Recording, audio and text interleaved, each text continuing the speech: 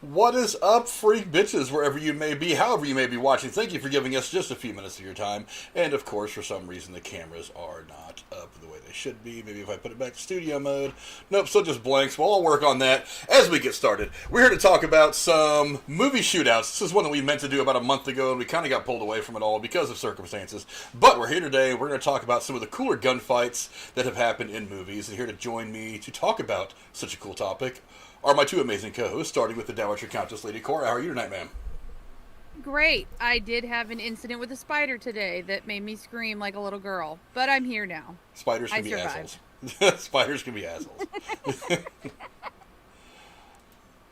And, of course, my hetero life mate, we are anxiously awaiting Clerks 3, as it is now filming, I think, what, here in the next week or so, Jeremy, is when they start? Yeah, they did a script reading. I did. I saw some of the pictures that they took of the script reading, and it got me very, very excited that this is now happening. It's my hetero life mate, Jeremy Wolner. What's going on, brother? Pretty good. You're talking about before I had an incident with a spider. We're talking about guns, and all I can think of is that little clip of a guy like runs outside and with a shotgun, he shoots the fucking ground. The guy's like, "What are you doing?" He pulls the cigarette out, and I was like, "Fucking spider, dude! You didn't see that shit?" He just walked away. I did not use that method. I just screamed at it and threw a water bottle at it. Yeah, I did kill it, though. Yeah. You just Either way, it's pretty effective. It was big. It was like 2 inches across. It was big. You know what helps kill spiders? C4. Kill spiders really good. True. It will kill. I want to keep. It will kill in my spiders, and it will cause a hole in the planet if you use enough of it. That's kind of cool. But when it's in your house, you gotta. I mean, Hey, you only live once, man. YOLO. you don't live in that house once. Yeah, you don't live in the house once either. And you'll probably stop living in it after that. But let's go ahead and get to this list of really, really cool shootouts. And we'll go ahead and start with Lady Cora herself. What is the first movie shootout that you want to talk about? The first one is from the movie Hot Fuzz, which many people have seen. Simon Pegg and Nick Frost collaborations are just the shit. Enough can't be said about these two and, the stuff they do. Even that Alien movie was good, even though I didn't like it that much. Because they were all, I think. But they're great.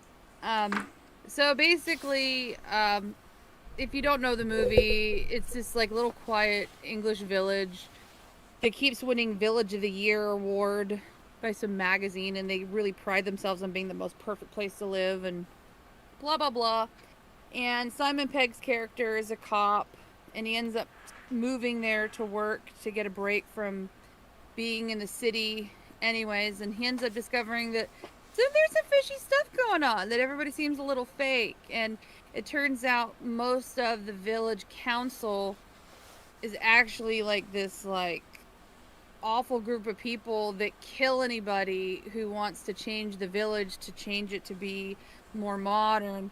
And he picks up on this, and by the end of the movie, it's, him against them, trying to not only save his life, but bring attention to all the people who are murdered. And it's funny. It sounds serious, but it's actually quite funny. There's a shootout scene where after his name's Angel, Detective Angel or whatever, Constable Angel, I don't know the designation. Anyways, he fakes his death, and he's fleeing the village, but he comes back to bring justice to the village. And he also has a soft spot for his partner that Nick Frost plays, who's a local who was raised there, and his dad is one of these murderers. And he basically converges on the village square and proceeds to respond to the fire that he receives from all the villagers who want him dead. So they're all shooting at him. He's shooting back. And there's this... It's so funny to see people, like, older persons who seem innocent and harmless. Even the priest, for fuck's sake, pulled a gun out from underneath his robe and was trying to shoot him. The flower pot, there was this really cool scene where they used slow-mo, where they shot a flower pot and it fell. And, I don't know. No one seemed to care at the police station, by the way, right before this. When he was arming himself, he walks in. First of all, he'd faked his death, so you'd think they would go, "Oh my God, he's here." No, he just walked right in to this little village police station. Nobody cared, nobody paid attention, and he went into their armory room, loaded up like he was going to war. I mean, like shotguns on behind his back, like clip belts everywhere. I mean, It was insane. I think even even had a crossbow on there, maybe. And so, he's armed up, and then he starts going to, war with these guys in the village, and it just, I don't know, it was really hilarious. They had great music, the camera angles, and the fact that the village square was kind of like square circular-ish, oval-ish, and so they were panning all the way around. Visually, it was cool. Sound-wise, it was cool. It played out well. It had a nice pacing to it, and I don't know. It just was really great shooting scene in my opinion. And doing the right thing to stop a murderous village that was continuing to kill people was a pretty good thing for Angel to do. So it's for the greater good. The greater good. Thank you. Thank you, Jeremy. That was great. So there you go. That was my first one, the Hot Fuzz end scene. Well, it's not the true ending of the movie, but the big shootout at the end in the village square. So there you go. Yeah, this is one of the movies that Jeremy and I quote in our daily conversations just about every day. Jeremy, give us your take on Hot Fuzz, on the shootout. On the movie, holy shit. But yeah, the shootout. The funniest part about it too is during the movie, it's all a big build up. Nick Frost asking Simon Pegg, who's he's a big city cop who's impressed by him, so he's always like, "So did you ever get in a car chase? Did you ever shoot your gun while in a car chase? You ever jump through the air and you fire 2 guns?" And he's like, "No." All these little action movie tropes that they all talk about, especially ones from Point Break and Bad Boys 2, and they end up doing every single one in that damn scene at some point. So it's just balls to the wall, all kinds of action movie tropes. It's phenomenal to see, and it is something I do quote a lot. I mean, it does have a nice flow. It goes to a town square, they go to the supermarket, and they go outside the town and shit. It doesn't feel. feel. Using the World War II bomb that's been sitting in the armoury. Yeah, that fucking he took. Yeah, he took everything but that little sea mine. I'm like, God damn it. Yeah, where do you even get a sea mine? Alright, it's deactivated. It looks deactivated. I remember watching that and I was like, where the hell can I get a sea mine? I just want one to sit in the middle of my living room so people look at it and they're like, what the hell? Freak, I bet you could make one out of paper mache with that and cover it in that black stuff. It's not the same. I want a real one. It's not the same. My heart will know that it's not real. We'll tell Jennifer if she wants to get you a perfect Christmas gift to get you a sea mine from World War II. Yeah, I'm sure there's a bunch of those just laying around. But it is a really fun shootout. One of the fun things about that entire movie really is that they played to the action tropes. If you watch the commentary in that movie, they actually talk about how they went and got a book of action movie tropes, and instead of just picking which ones they wanted, they put them all in. It's everything down to the, in the plaque you see in the very beginning when he first gets to the small town, and you see the plaque of all the people who had helped make this town square or whatever. It's all the bad guys are on there. It's like all the little tropes, and it's just a funny movie. It's an absolutely hilarious movie. I wish that there was more Simon Pegg and Nick Frost stuff going on. It seems to me like Simon Pegg's kind of outgrown that little comedy duo, even though Nick Frost stays plenty busy on his own. But it is a really cool shootout. One of the great things about the movie is it's a put up of itself in a lot of ways. It doesn't take itself seriously. It just has a lot of fun with the subject matter. And when you're doing that, you just turn all your cares off and just let it wash over you, and you enjoy it a lot more. That's one of the fun things about that one. But that is Hot Fuzz, so go ahead and check that movie out if you guys would like to. You really should. It's actually a really funny movie. Jeremy, what's the first one you want to talk about today? Well, I'm going to hard left turn into something a little more, serious, a more serious tone. The first one I'm going to go with would be the ending of Scarface. Oh. Sure enough. I mean, classic. Yeah, you're going to start off, say hello to my little friend. Yeah. Again, another movie that is super quotable. Oh yeah, we've all seen it, quoted it. We all know what it's about. I'm trying not to jerk off this movie too much. I mean, fuck, it's an amazing movie. It's Tony Montana a Cuban refugee. He comes over with his best friend and a couple other guys. They're into Miami in the like early '80s, and it's them trying to get set up in the drug trade. They're trying to go from literally just rags to riches. So it's kind of like an Icarus flies too close to the sun kind of thing. Like he gets to the top, and I mean, like once you're at the top, man, especially even if you do everything right, he had a moral moment, and I guess I can't say I maybe would have done anything different. They had a job to where they had to. I think he was I don't know if he was like a spokesperson or something like that. He was exposing their world to everybody. He was going to go on like all these news stations and start exposing like the drug lord that makes all the cocaine, the general that lives in that country, everybody. So they're like, well, hey, how about you go put out a hit on, or go take care of this guy and put a car bomb under there. And they come to find out that it wasn't just the guy in the car; it was his wife and kids. So it's like this just got a lot worse. And it's like, I know we're there to do a job, but he's kind of like, man, this is fucked up. I wouldn't, He's like, man, I told you, no kids, no wife. Like, this is fucked. He kills the guy who's supposed to detonate it, which, was probably not the best idea because the guy ends up giving the speech, which pisses off the drug lord that gave him the job in the first place.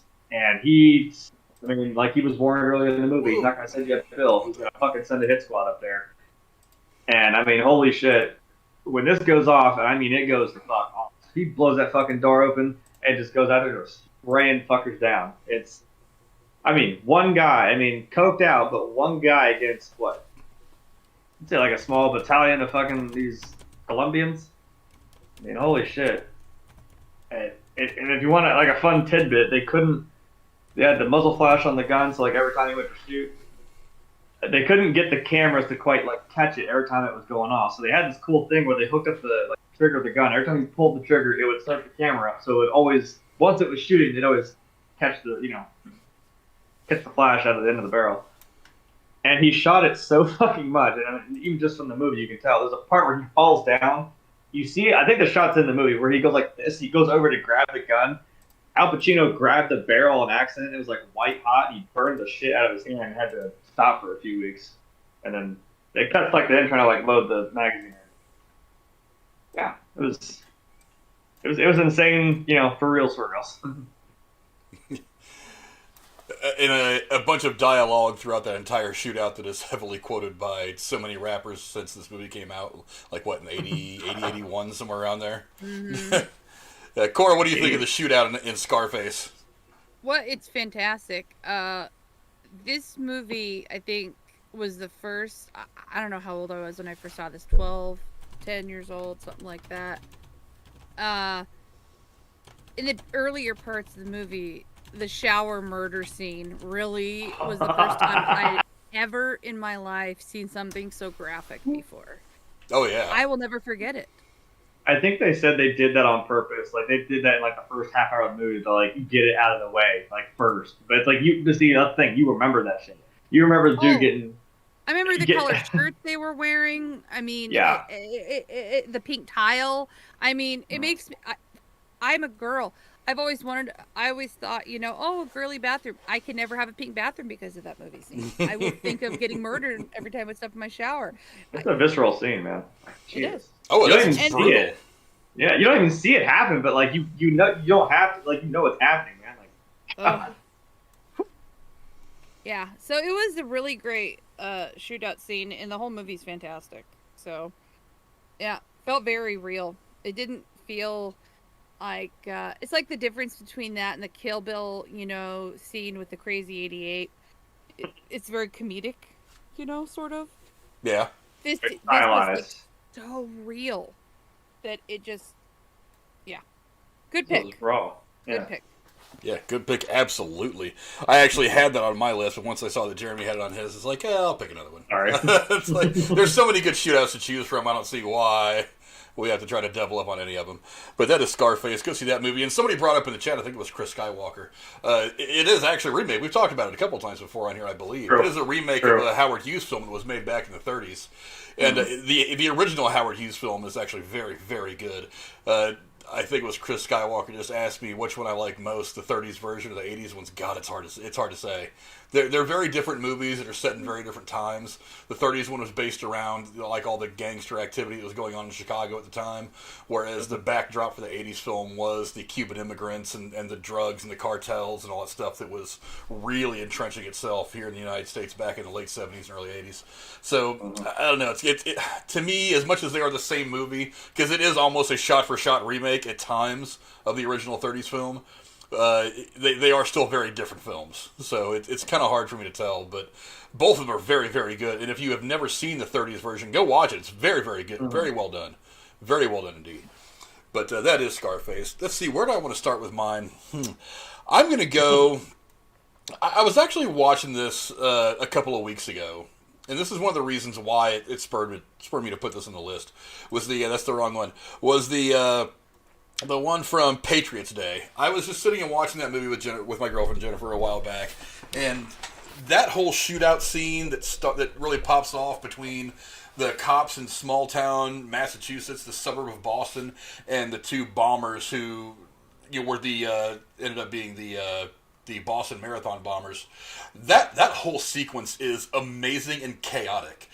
One of the things that kind of sets it aside for me is, when you do a shootout in films, it's all very well choreographed, and it all kind of all the shootouts generally go to the same kind of recipe.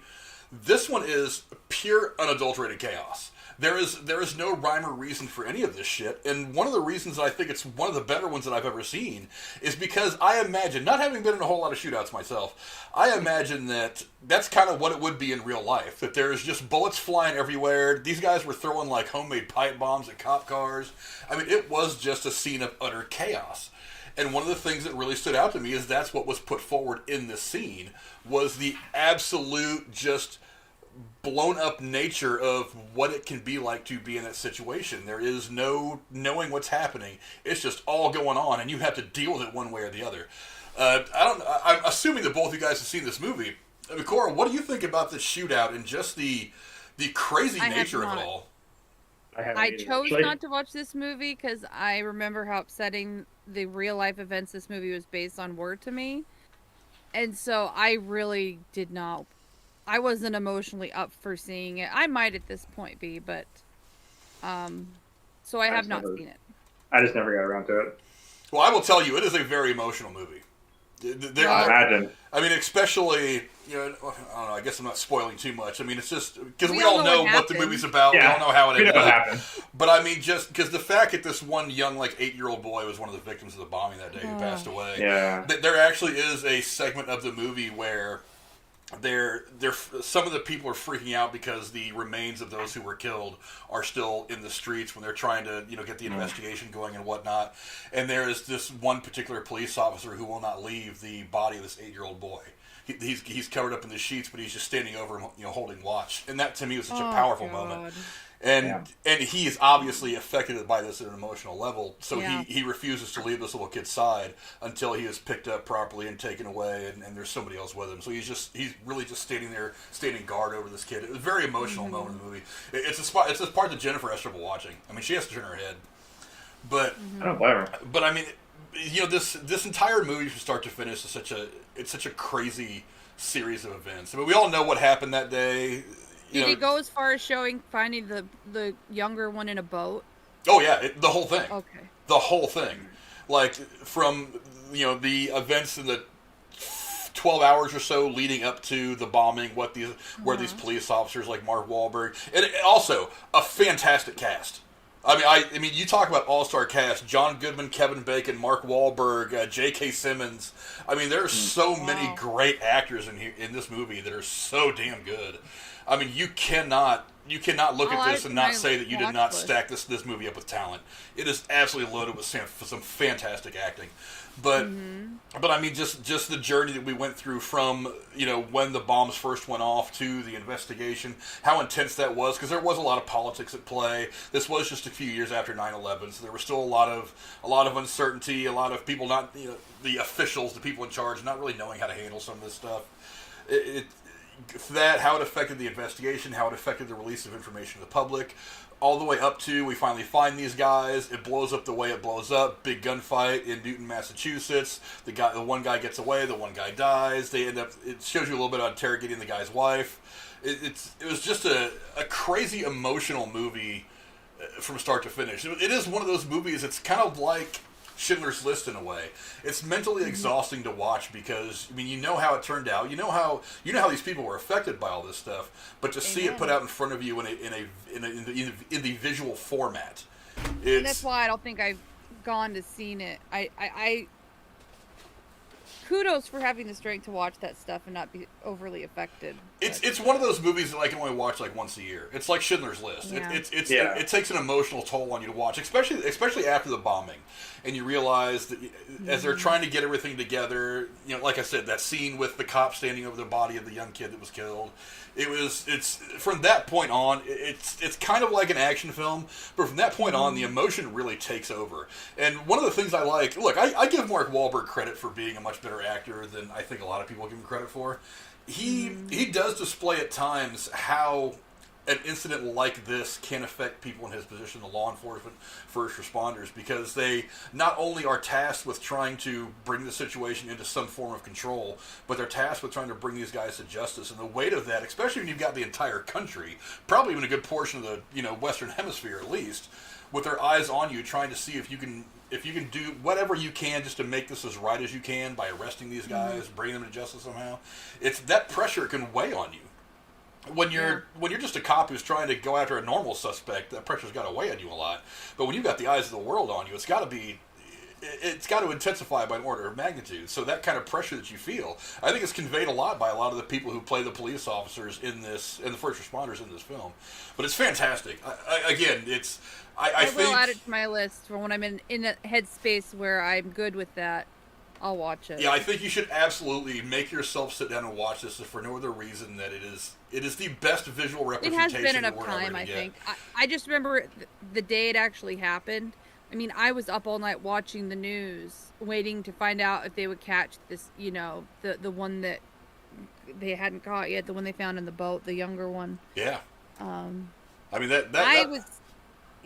shootout was, and to top it off, just the shootout alone is amazing. If since that's what we're talking about is the shootouts, the shootout alone, like I said, it's a chaotic mess. I think it's much more like what it would be in real life rather than just something that's been heavily choreographed by a bunch of stunt guys and firearms guys in Hollywood. It's again, if you try to put yourself in that position, it's kind of frightening. Like, what would I do if I were there? It's hard to know. It's really hard to know.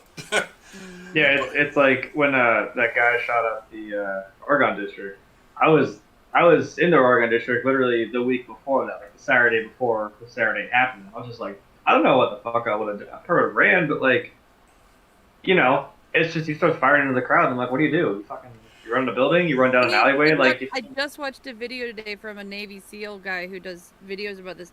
What to do if you're caught up in an active shooting situation, and you can either run, hide or fight.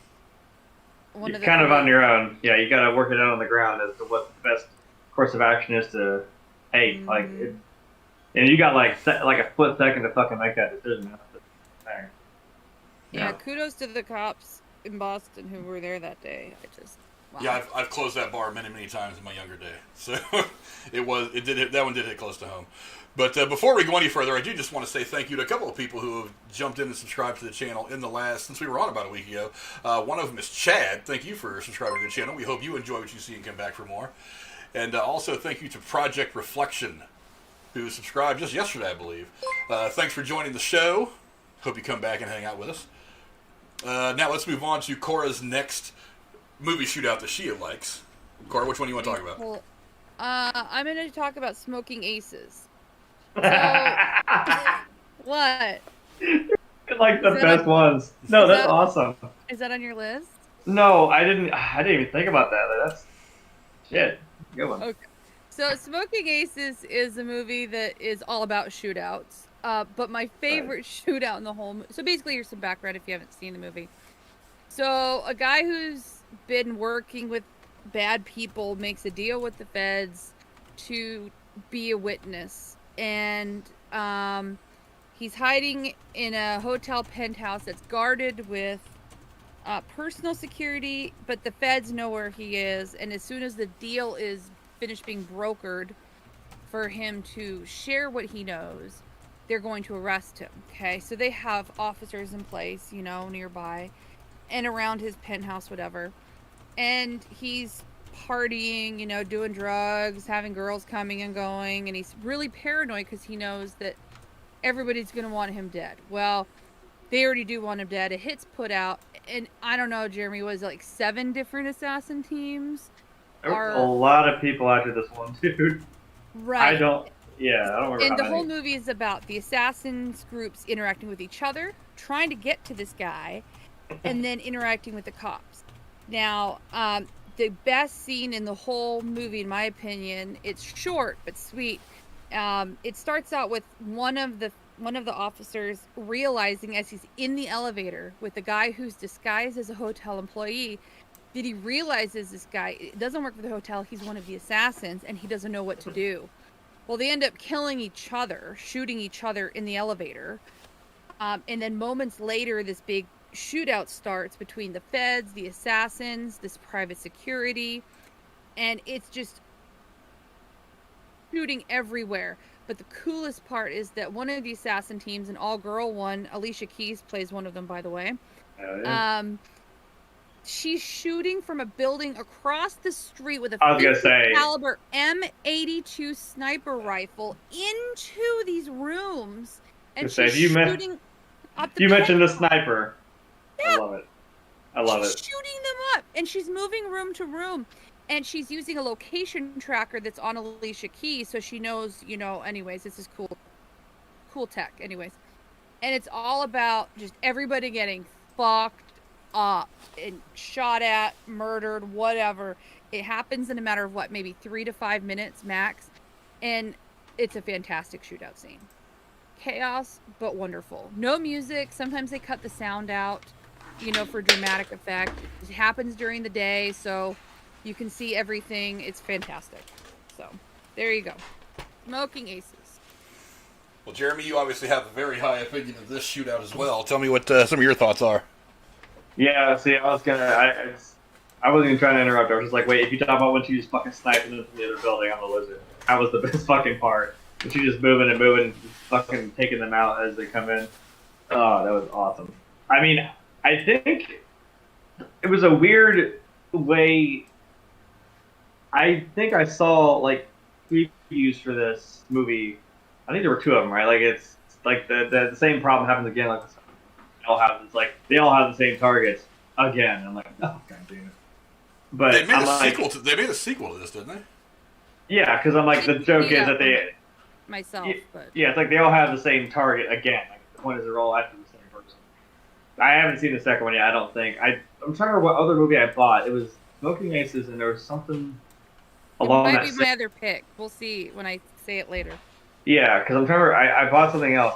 I kept seeing preview for this movie on another movie I had, and I kept thinking Domino? This looks... No. Okay, that's my other pick. No, that wasn't it. I'm probably gonna think of it after I get on. I'll go out there and look. No, I kept seeing it, and I'm like, this looks wild. This looks over the top, ridiculous, Tarantino type shit, which I fucking loved that. The casting was amazing. That's what drew me in. Yeah. All the cool people who were in it. But I was like, it's just strictly about just a whole bunch of just fucking shooting people up. I'm like, I'm here for it. Maybe it was called Shoot 'Em Up. Maybe that was the other one I was thinking. Or something that like that. That is a movie, Shoot 'Em Up. Maybe that's what it was. Because I bought Shoot 'Em Up and Smoking Aces the same day. So I'm just in a really just over the top gunfight mood. I don't know. And this is 7 years ago, so I was still a teenager or something. Even though I was not a teenager 7 years ago, which that hurts to say. You know what I mean? I was still in high school.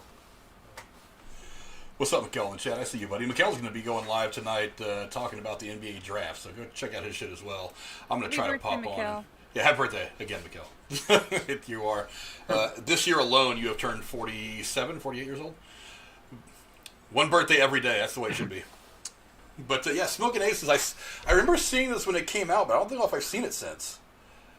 I remember the gunfight just kind of being again, it was one of those things like we're just gonna like throw everything at the screen, at the camera, we're just gonna have it be outlandish and crazy.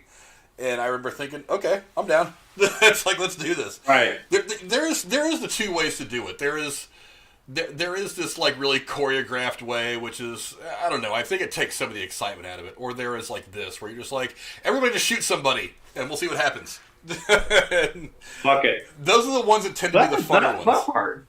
Yeah, those are the ones that are a lot funner. Those are the ones that are funner to watch. Not that the choreographed ones, I mean, they aren't meaningful. It's not that they don't fit in the movies that they're in. But sometimes you just gotta say, hey, everybody, here's a gun, go to town, have some fun. And yeah, this is definitely one of the ones. They did come out with a sequel to this. I can't remember if I actually saw it or not. Or maybe I did, and it just, I don't know, maybe it just was in one of those periods of life where I was busy and it just didn't stick to my ribs, I don't know. But that's Smoking Aces. Go see it. Again, an all-star cast. You can see right there in that poster that I got up. Ben Affleck, Jason Bateman, Common, Andy Garcia, Alicia Keys, Ray Liotta, Jeremy Piven, Ryan Reynolds. Yeah, have fun with that one. Ryan Reynolds has the best role at the very end. Oh, I won't ruin it, but fucking kick-ass character. That whole movie is just fun to watch. So go check out Smoking Aces and check out the shootout of that movie. Jeremy, what's the next one you want to talk about? Well, if we keep this up, we're gonna have a fun one and a serious one. I don't know. I mean, I guess. Actually, no. All of mine are kind of serious. One's a little over the top, and you probably know which one it is, Frank, because of where it's at. But no, my next one is at the beginning of the Patriots, when Mel Gibson's character goes down there to save his eldest son, the late great Heath Ledger. I mean, holy shit. This dude, okay. This is in the beginning of the movie, so there's not like a ton of setup, but it's in the Revolutionary War. If you haven't seen this movie, I don't know what the hell's wrong with you. So it's about the Revolutionary War coming to the Americas. And Benjamin Martin he's played by Mel Gibson, is a single father with, I think he had 7 children, right? His wife had passed on sometime, and he's just trying to, live his life, man. He's trying to be a father, do his thing. But, and he has a haunting past of he was famous for being, really, this scene basically is what what he was built up as. Like, that's his whole energy. And it's, the British soldiers are coming in, and he even kind of says it in the previous scene, like, this war isn't going to be fought on some distant battlefield or somewhere else. This is going to be, like, amongst our homes. Like, our children are going to see this with their own eyes. And sure enough, there's a battle, like, just a couple, maybe a few hundred yards out from their house, just going across the field. It's just, holy shit. And being the good Samaritan in times of war, this is when people had a lot of honor. There were rules, literally the rules of war in this time. He takes in the wounded soldiers, British and American, including his own son Heath Ledger, because he got fucked up trying to deliver a dispatch somewhere. And it gets a little personal when the main bad guy, and he's very good at playing a bad guy. I can't fault him for that. Jason Isaacs plays the colonel, and he's like, well, he finds out Heath Ledger is the one that had the dispatch. And they go in there and they raid the house and they find him, and he's going to take him to this town and hang him because he thinks it's this is a bad situation. And I know it's a dumb move, but like, man, one of the younger brothers tries to go after and help Gabriel, Heath Ledger's character, and he ends up getting shot by the colonel, and he ends up dying. He's like 15 years old. So that's the final straw for Mel Gibson. He goes inside his now burning house, grabs like 4 or 5 guns, goes up to the next 2, I guess not older but younger sons that he has, and they're like, all right, well, we're gonna go get him back. Fuck these people. And there's the thing that's really cool about this movie and that scene before they're about to just start going to town, these guys, there's a little thing that he says when he asks them, what did I tell you guys about shooting? They say aim small, miss small. That was actually our like motto / slogan for a shooting sports crew I used to be in. Like that was written across our shirts, so that was kind of cool. This is fucking nuts. Him and his 2 sons take out 20 fucking soldiers by themselves. Mostly Mel Gibson, and I can't. I mean, shit, he sets up guns on different. I mean, they're black powder rifles. What are you gonna fucking do? You're gonna grab one, boom, shoot it. You gotta drop it, move to the next one, pull out, load it, boom. You know. And while his 2 sons are picking him up there from the log, he's just moving tree to tree, fucking these dudes up, and I can't. It just makes me laugh every time when he runs out of some of the rifles. He takes the tomahawk and the fucking knife out. He's good behind a tree. He just screams at him. It's fucking wild. And he just goes down there and hacks and smashes them all. And then hacks the fuck out of the guy that fell in the river, which, I mean, may have been a little much, but you know. Well, at that point, he was a little blood drunk at that point. I mean, they just killed his son, and they were about to take his other son and kill him. So, yeah, and as somebody once mentioned, like it's like he's just sitting there hacking away at this dude. And he stands up, looks at him, and Children was like mortified, and he's like, "Yep." And from that point on, child therapy was then born as a profession. Like, yeah, Jesus. It's a wild fucking scene, dude. That's probably like the best part. Yeah, one of the cool things about his character is he was the Revolutionary War era version of Rambo. It's like, because like his character, as I recall, he's got like a history of fighting like this. I want to say fighting the Native Americans or something like that. So he fought like in the Native American War and stuff like that. So he was kind of Indian. Yeah, he was very skilled in all the interesting ways you could kill people back then, and then he just kind of walked away from it all and became a regular guy until one day this crazy shit happens, and he's like, all right, I'm right back in it. So it was a very Rambo-type movie. And, say what you will about Mel Gibson and, his kind of kooky behavior off camera. He has made some pretty fantastic-ass action movies. Cora, what do you think about the scene that he's talking about in The Patriot? We talked about this before, because I think it was in the war movie. I saw this once, and I kind of blocked it out because the church scene just upset me so much. That is a very upsetting scene. Yeah, Rachel hadn't seen that. She's like, no. I'm like, that's gonna happen. Sorry, man. But I agree. Mel Gibson's I love him in Burden on the Wire, by the way. Just saying. That was a pretty good movie.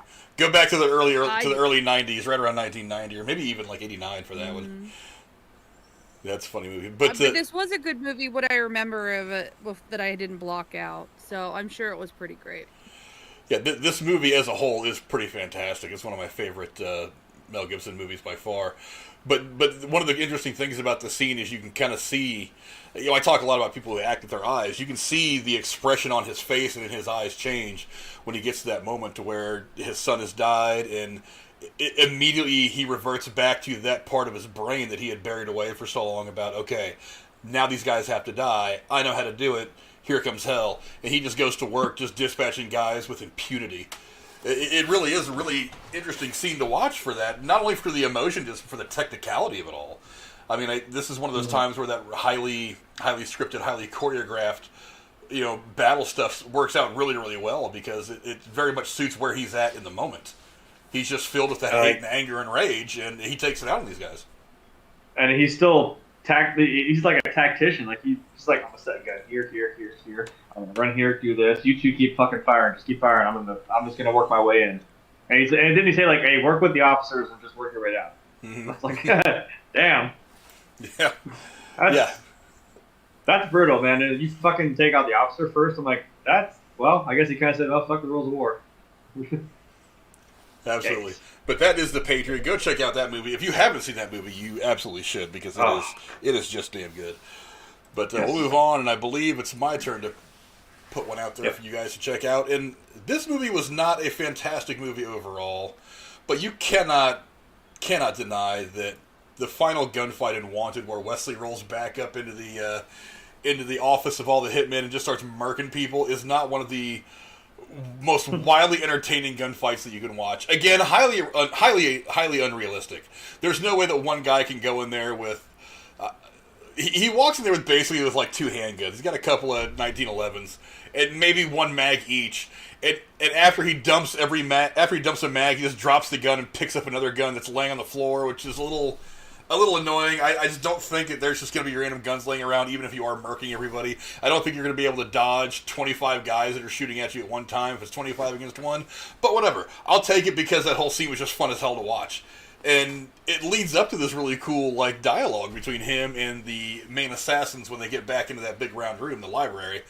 But, I mean, just that whole gunfight itself, I think, is absolutely hilarious to watch. Me as a person who appreciates guns, has a couple, works with them, knows how, well, for the most part, how, you know, the whole gun thing. Just, like, some of this stuff to me, I look at it and I kind of roll my eyes because I'm like, it's not really going to go down like that. But at the same time, I just turn my brain off and I just enjoy the fun of all of it. It is a very cartoonish, very not at all accurate, but just fun to watch. Again, it's just one of those movies where, as a whole, where you just turn your brain off and just stuff popcorn in your mouth and not really try to think too much about it. You just watch what's going on screen. And the gunfight is exactly that. It's just wild and fun and chaos, and it's a video game. It's a video game shootout. It's one of the best video game shootouts that's on camera that I've ever seen. Cora, have you ever seen this movie, Wanted? I wish I had, but I haven't. From what you said, and I'm going to add it to my list. It's not a terrible movie overall. I think I like it a little more than most people do.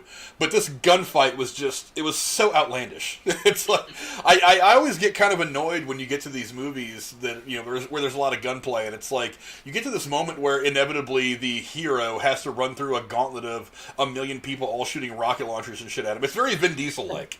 It's like Vin Diesel never gets hurt or punched in a fight in a movie. And he always beats up the bad guy no matter how much bigger or stronger he is. It's one of those moments. Only James McAvoy is decidedly smaller than Vin Diesel. You know what I mean?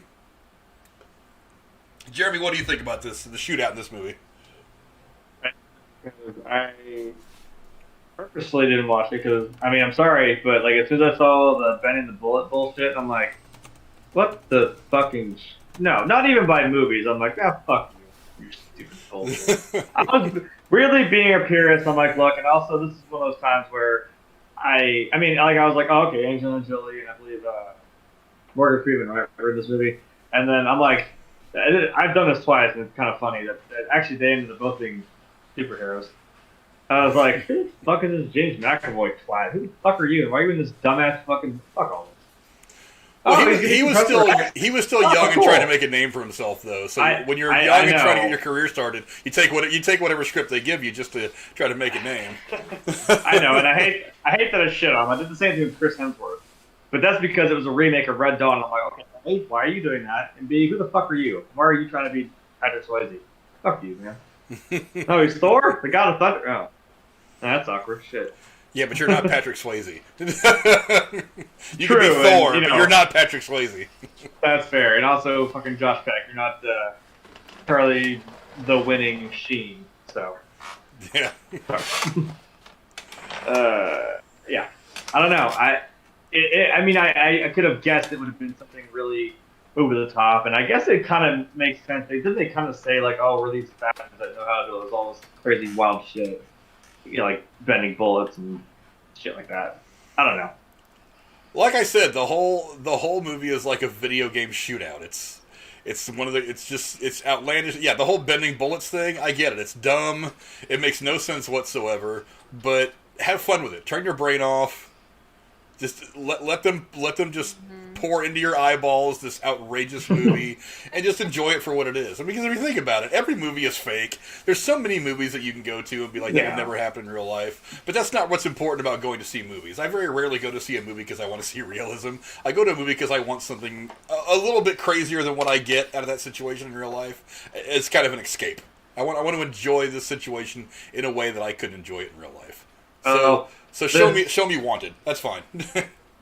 All right. I mean, maybe it's because I was in high school. And I was just this is some dumb shit. I don't know. Maybe I'll give it a chance now, and maybe I just need to just stop criticizing it so much and feel like it is a cool movie poster. I'll say that. It makes you want to see it. Visually, the movie is actually really awesome. I mean, that whole like dark yellow color palette thing kind of stays through most of the movie, and it is a really, cinematography wise, it's a really cool movie to watch. It's a lot of really cool visuals, but again, they're kind of it's like when Angelina Jolie flips the convertible or the sunroof over the one car, and like in slow motion he looks down at the guy, he's like, I'm sorry. It's like it's just so ridiculous. But I mean, you turn your brain, if you can enjoy a movie any of the last like 3 or 4 Fast and Furious movies, then you can enjoy this one, because those movies are just god awful. Well, I didn't watch past Tokyo Drift either, so for that reason I'm like, that movie wasn't good at all. What? Tokyo Drift, that movie was just not good. You watch your whore mouth. That was a good movie. It was not good. It was the last. Look, man, the first one's great, but I'm like, it's not good. But it was better than all this shit now, because it actually used to be about the cars and about the fucking speed racing. And I'm like, what the fuck are we doing now? Like, what? You want to space? Why? I don't know. Yeah. But that is Wanted. Go check that movie out. And before we go any further, I just want to remind you guys of a couple of things that I haven't been reminding you of before. We do have a Discord. And you can go onto our Discord and you can talk about all kinds of movies. We have a page up there for, everything from WandaVision to Falcon and Winter Soldier to Loki. You guys can go on there and check out the Discord, where the discussion about movies never stops. There's a lot of stuff coming up. They actually came out finally with a release date for Hawkeye. We're going to be getting that at sometime in November. Also, there's a whole lot of movies coming out now. Theaters are open, thank God. We're finally getting back to the movies. There's going to be a whole lot of talk going on and on and on about all the stuff that's coming out. We've got a long list of things that we're going to be reviewing over the course of just the next couple of months, to say nothing else about the rest of the year, the rest of calendar 2021. And then obviously on into next spring and summer, where a lot of the movies that were supposed to come out around this time, or maybe even later last year, have all been pushed back. So the next 12 months is going to be pretty big for movies. So you guys can go over to the Discord and check us out there, where just keep talking about movies whenever we're not actively on there. I'm usually paying attention to that pretty regularly. So you guys just go on there and talk some movies with us. Also, don't forget, we do have a Patreon if you want to support the channel. For just $5 a month, we give away $25 in free movie tickets to our patrons, to one lucky patron every month. We usually do that on the first Thursday of the month. And I didn't realize till the other day that I forgot to do it for this month. So I'm thinking next month we'll probably give away 2. So if you want to get a chance to win $25 in free movie tickets to the theater of your choice, to go see whatever you want, go join us in the Patreon for just $5 a month. That helps us out a lot. And as we move on to the next shootout that we want to talk about, I believe it's Miss Cora's turn to give us one of her favorites. Then the next one is from the movie Baby Driver. Fantastic movie. What can I say? Ryan Gosling, yeah. Not many men can rock the white tuxedo jacket like he can. Anyways. Don Johnson in the 80s. Fucking James Bond, Indiana Jones and the Temple of Doom. I'm just saying, he's pretty wonderful. Anyways, it ain't hard to look at, I'll give you that. I gotta think for blondes. It's a good action-packed movie with a kick-ass shootout scene during what should have been an arms sale in an abandoned warehouse. And the crew that's that's the main characters that we're following in the movie. The main crew that's buying realizes the sellers are setting them up, whether they're cops or not, it's hard to tell. And a shootout ensues that is perfectly timed, so the bullets flying and the music are synced up. And as it's almost done before they blow up the warehouse with the bodies, the song Tequila starts playing, and you realize the whole shootout sequence goes to the rhythm of the song Tequila. Fucking hilarious. Love it. And where was I? It's fast, there's lots of blood. It ends in epic fashion with Jamie Foxx calling out the word tequila as the warehouse blows up behind them as they're driving away. And it's short and sweet, but love it. It reminds me a lot of I don't know, it's hard to place it, but just how it's perfectly, the music, the shooting, they show the blood, I think they slow down and they speed up the camera speed at the right moments. It just has always stood out to me as a great shootout scene. Because a lot of people die. In a very short time span. So. A lot of people die. That's what's great about this movie. A lot of people die. Jeremy, what do you think about the shootout of Baby Driver? No fucking clue, because I didn't see it.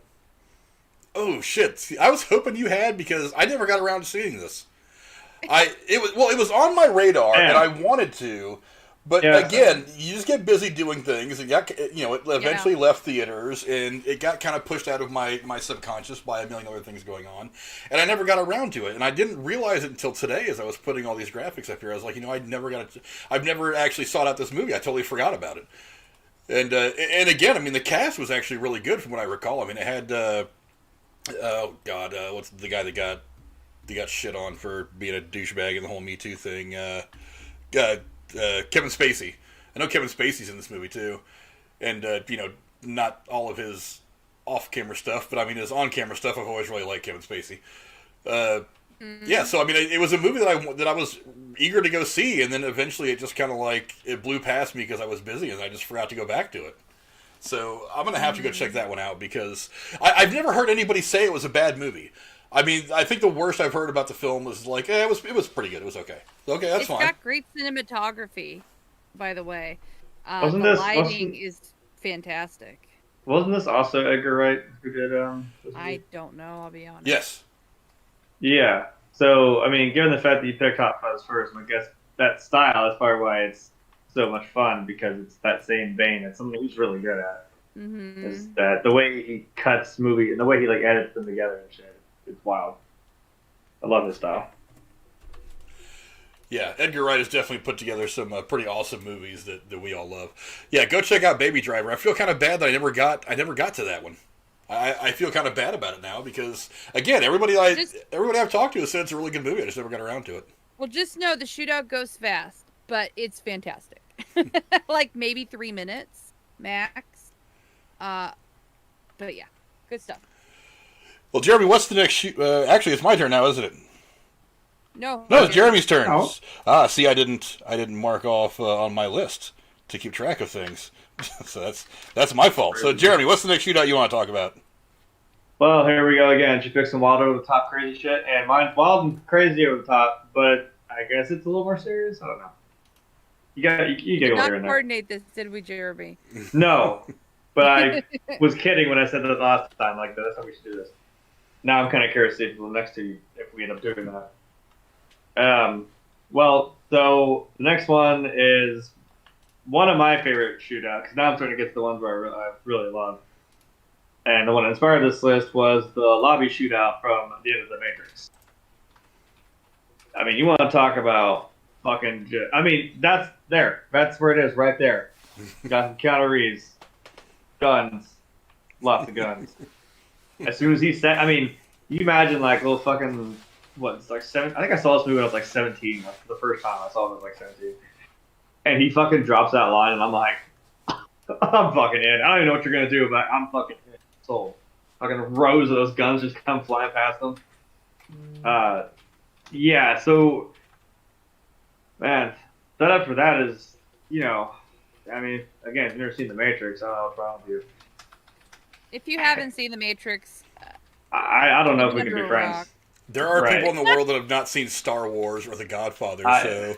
I know. But The Matrix, believe it or not, I think is more widely known about than those movies. I mean, yeah. I mean, it's like if you don't... I kind of want to include not just the lobby scene, but the scene like right after on the rooftop, because the thing we all know is the fucking bullet time where he just like that's been fucking parodied to death. Also, Trinity like jumps up in the fucking air and boom, kicks the guy. They like that pan around her. I mean, that movie like set off that fucking trope, that joke in like movies. I mean, not even to this day, I guess, but for at least like the next 10 years probably, they're making jokes like that. Yeah, but if you don't know, you're fucking killing me. Yeah, it's a simulation world. I mean, it's meant to look like the year 1999, which is when it came out. It's just meant to look like how, life looked. But in reality, we probably, what did he say? He was like closer to 2199, and the world's been fucking dead and gone for at least that amount of time. And we're living underground in the center of the earth. There's only a couple million people left. Actually, a quarter of a million people. I felt bad for them because they had such awful clothing options. When I first saw the Matrix movie and they're down there, and I'm like, wow, they don't even have many clothes to What are you choose gonna from. do? Other clothes have holes in them. And then I think, shut up, Cora. There's no factories. There's no civilization. You're trying to live. There's no mall. There's no Gucci. There's no Dolce & Gabbana. No. It's in the Matrix. That's where it's at. And that's why they wear the fucking trench coats and the sunglasses and look cool as fuck. That's why. Yeah, exactly. Man, if I had to wear that torn up sweater all day, I should be happy they even had any clothes, right? Right.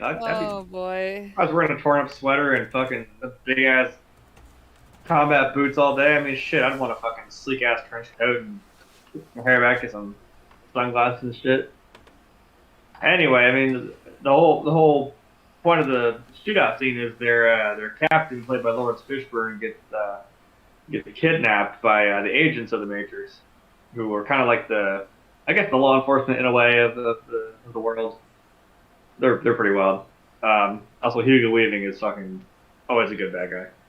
I couldn't even take him seriously in Lord of the Rings. I'm like, you're Agent Smith. You're a bad guy, dude. I can't. You're trying to be a good guy. I can't. I still see it. I hear it. If he says Mr. Anderson, I'll lose it. I just keep waiting for the elf ears to pop out every time Yeah. I see him in these movies. Right. Like it's Lord of the Rings.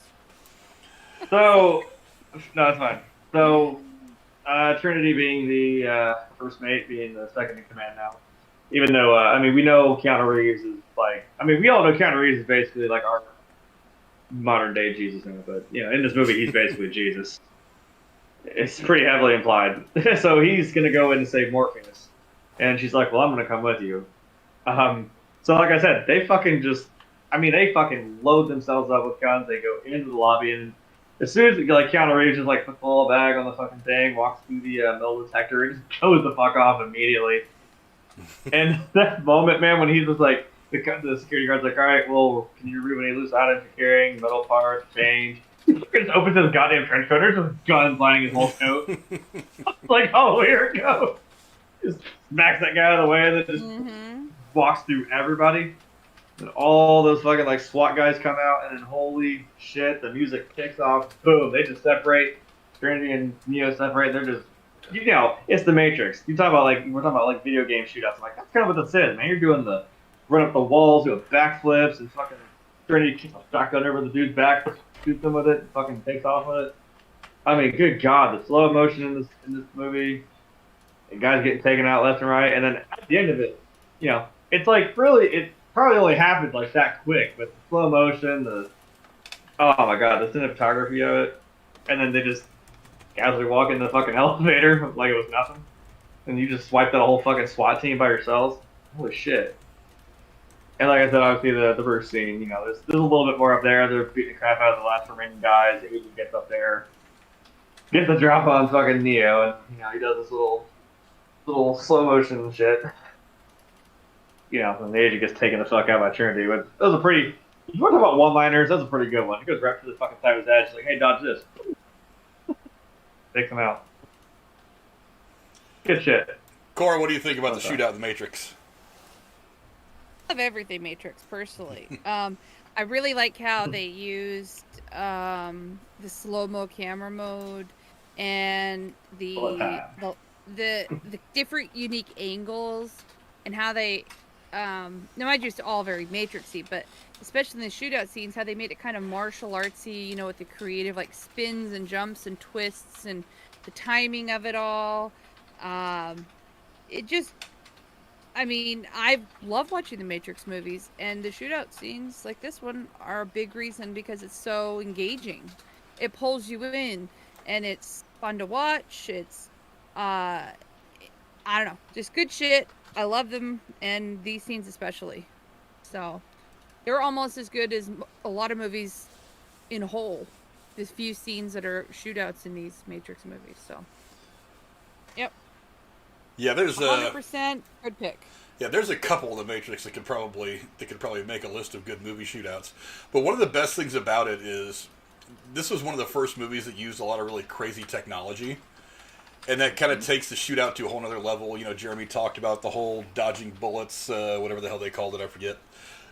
Bullet time. Yeah, the bullet time stuff, and like they invented that in this movie. Yeah, I love it when people use the technology they have available to kind of reimagine the typical stuff that we get. Because I mean, action movie, gunfight, the two things kind of go together hand in hand.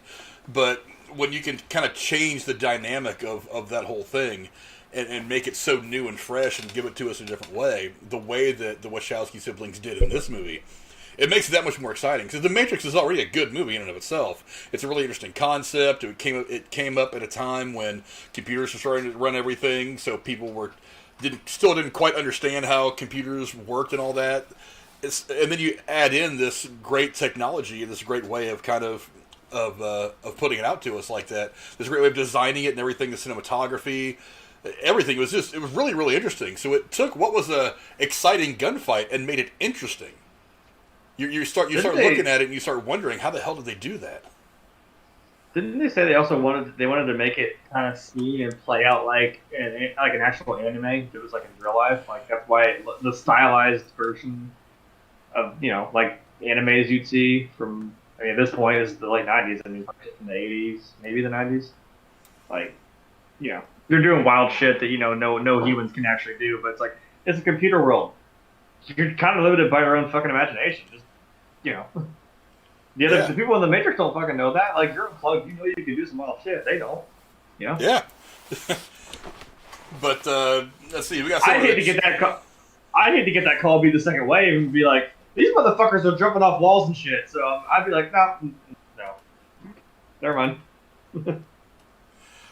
Yeah, Preferred the Hobbit in the chat says some of his favorite shootouts. He says Kingman, which I'm assuming you mean the Kingsman, which, there's a whole lot of really good shootouts in those movies as well. I'm really interested to see what this new movie, Kingsman, has to offer. It's kind of a prequel.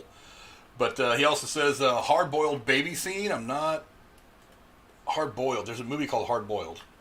I'm pretty sure. Yeah, I don't know if I've seen it in a long time. Is he talking about the hospital scene? Or is that hard-boiled?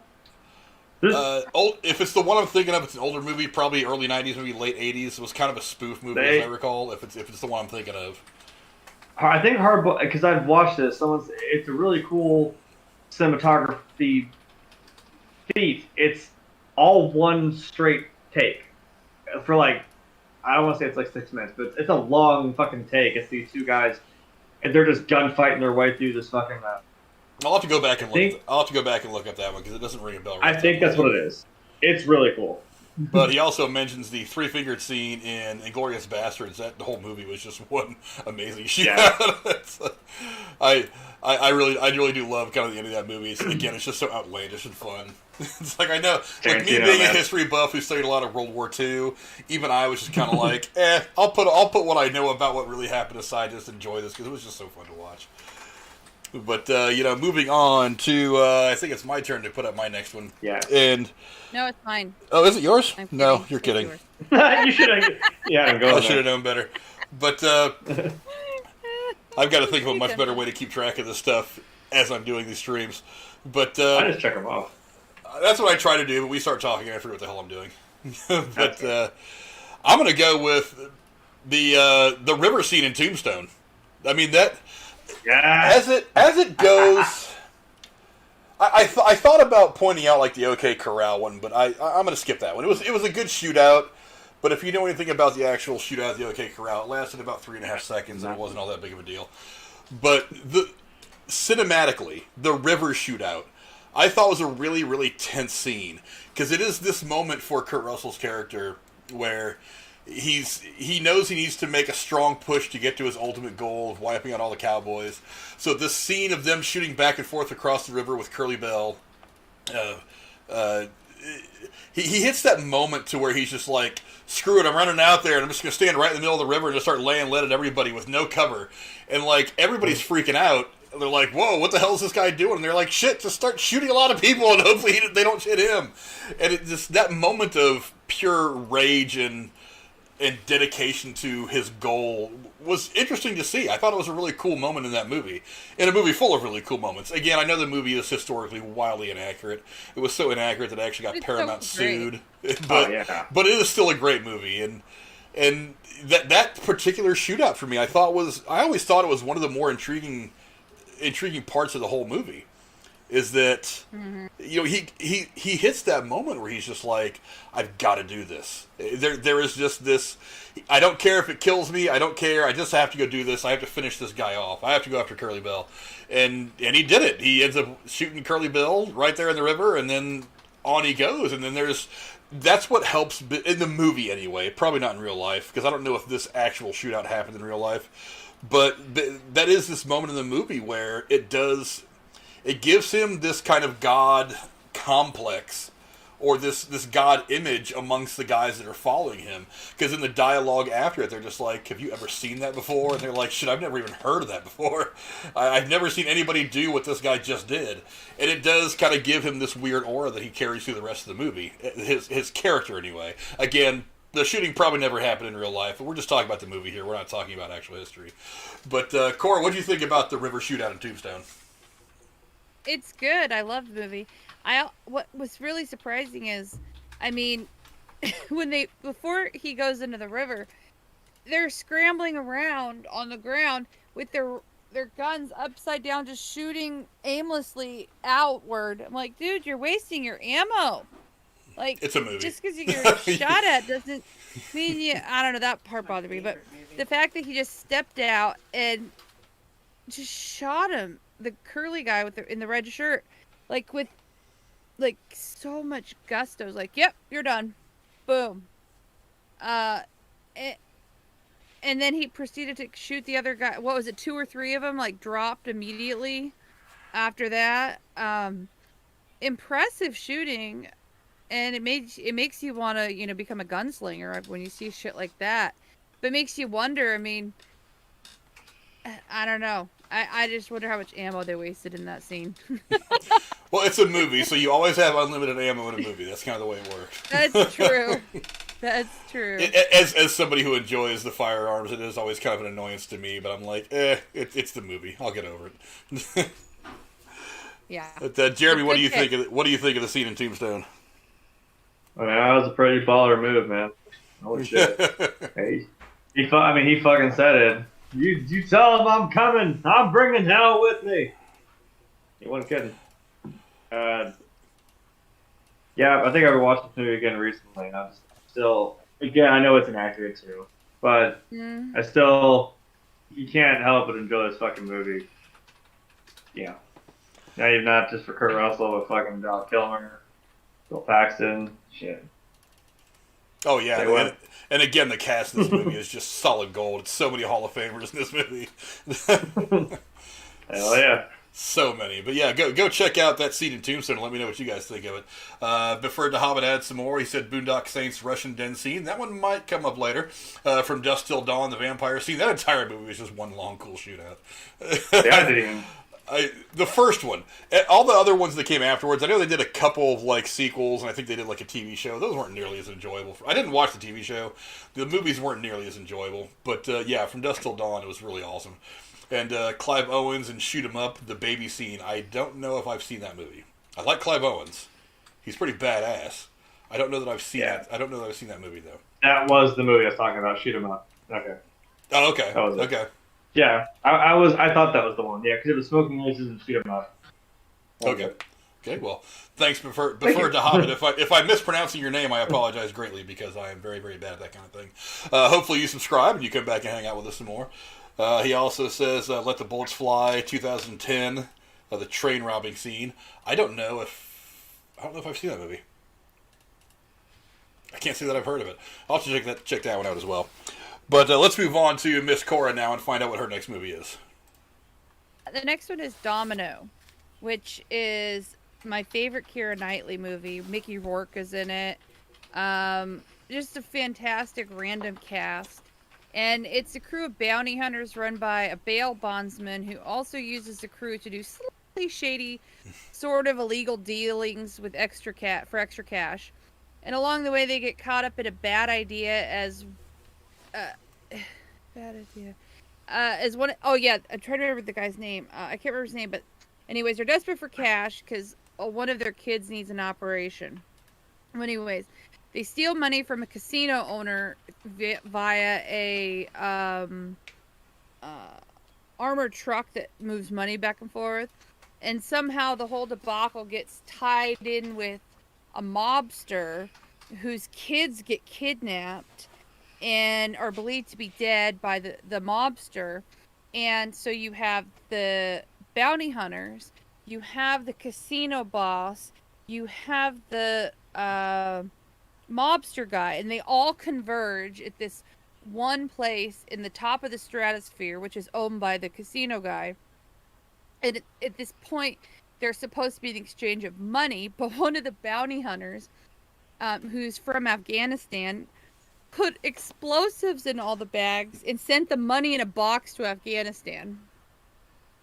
And so they're talking, and all of a sudden, the mobsters pop in because they think that the casino guy is responsible for his kids getting murdered, but really they were just kidnapped and they're on their way home.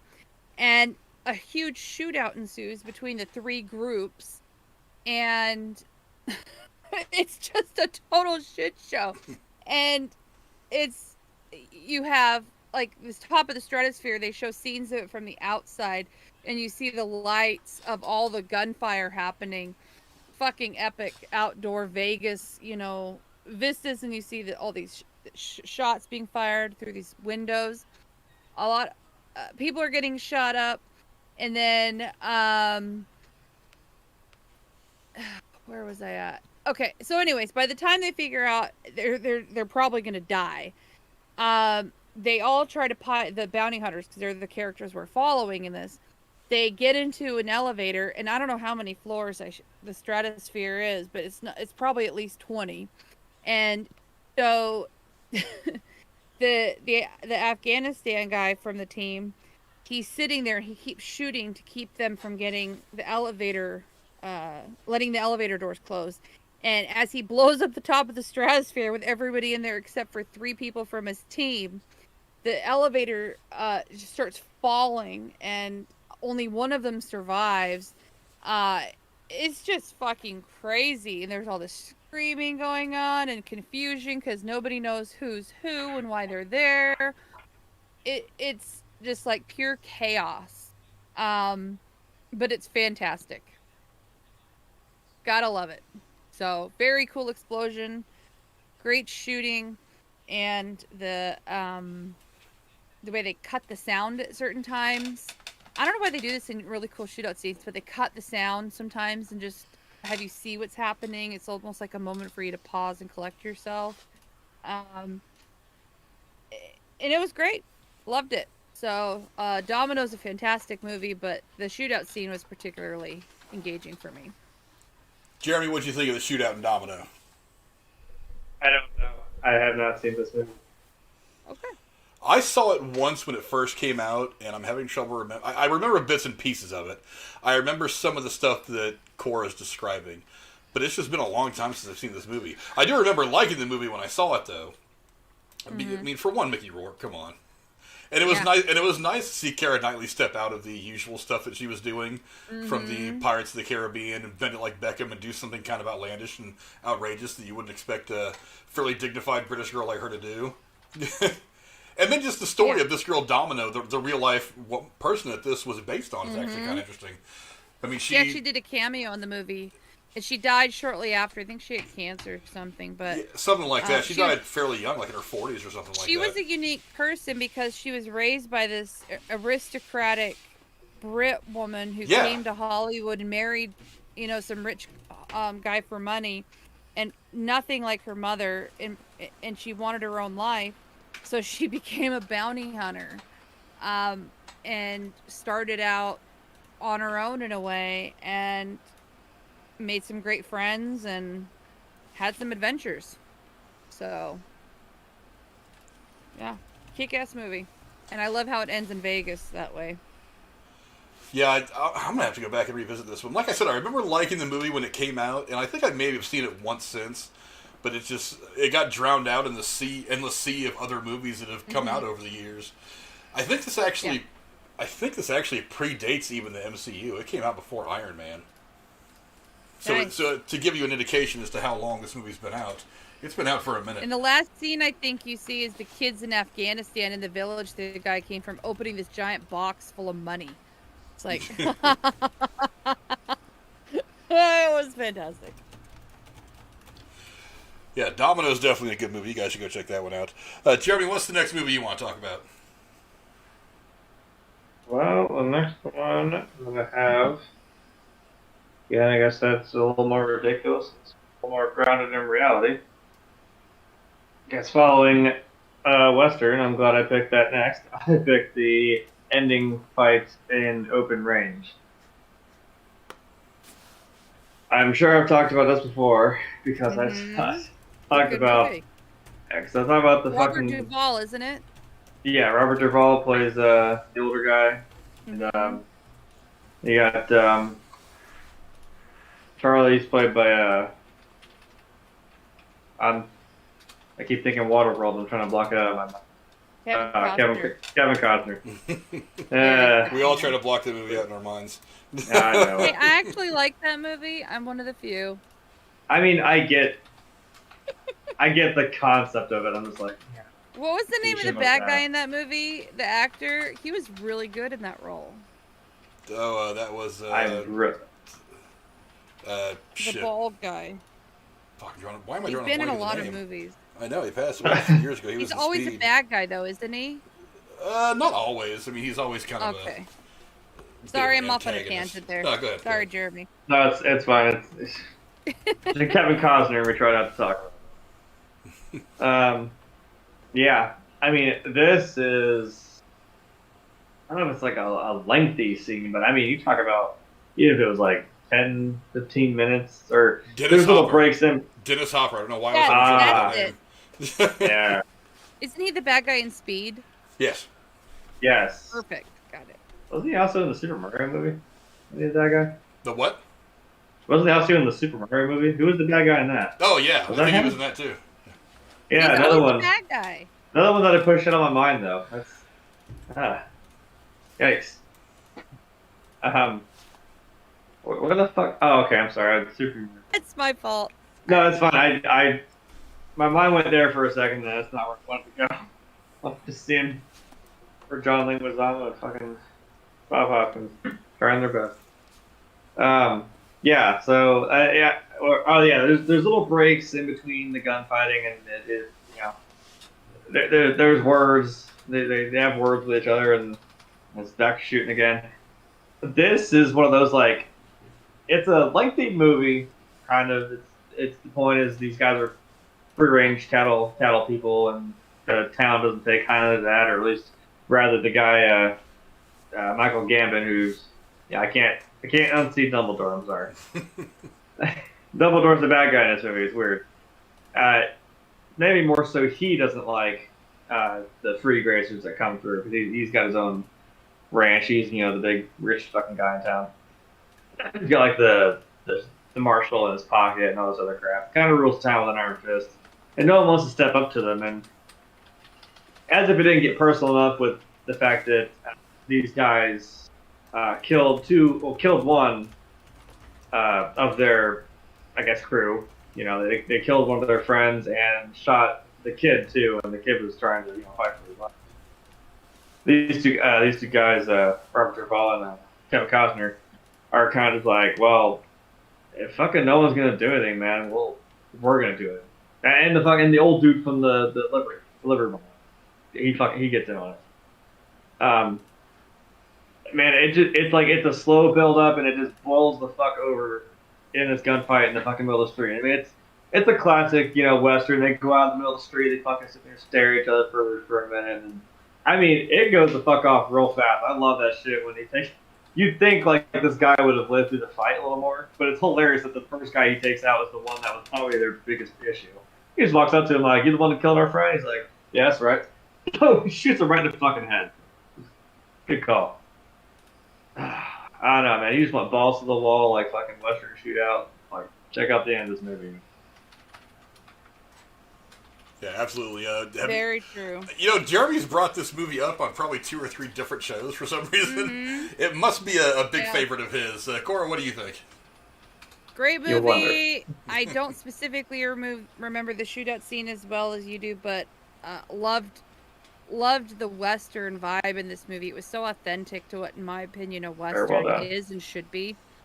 And Robert Duvall is fantastic, and a Kevin Costner fan through and through here. But, great pick, and I have every reason to keep bringing this movie up on many different lists. I say, because I may, not like I've seen it, constantly just watch it on my own time for no reason.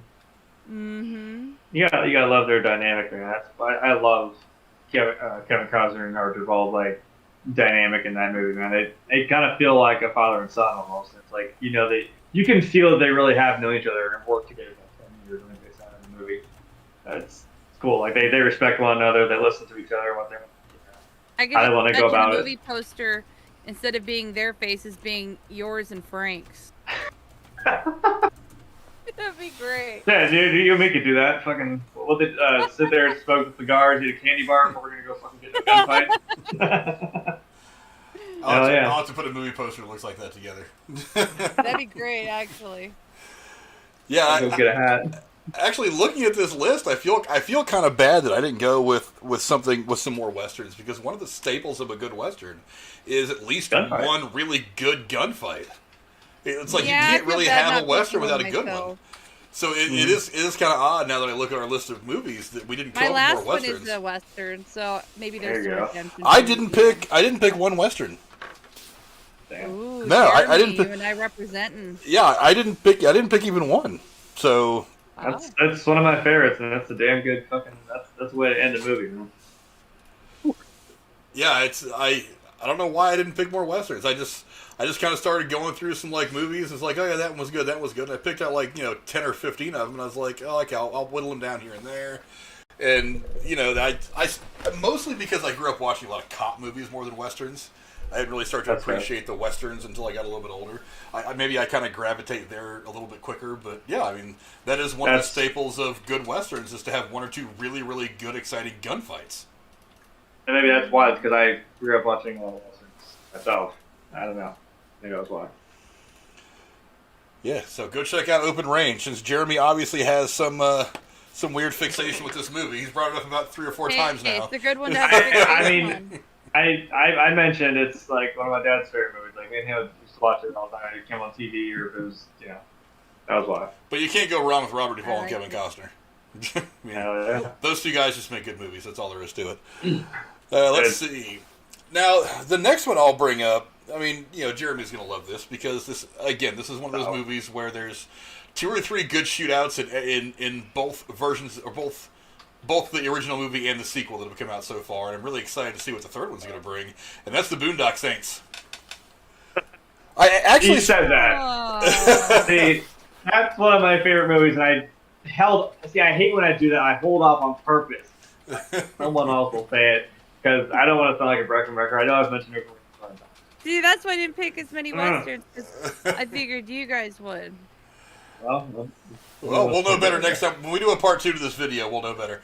But specifically, I want to point out the one in the second movie where they show up in Fonda's house, and it's not just the 2 boys, but it's their dad that rolls up in there. For one, it's preceded by this great kind of dialogue, this great back and forth between Fonda's character and their dad, which was very, very cool. It was a nice little setup. It's this rehashing of an old relationship that had been put on hold for 30, 40 years, if not more. It's this really cool reconnecting, and then shit pops off.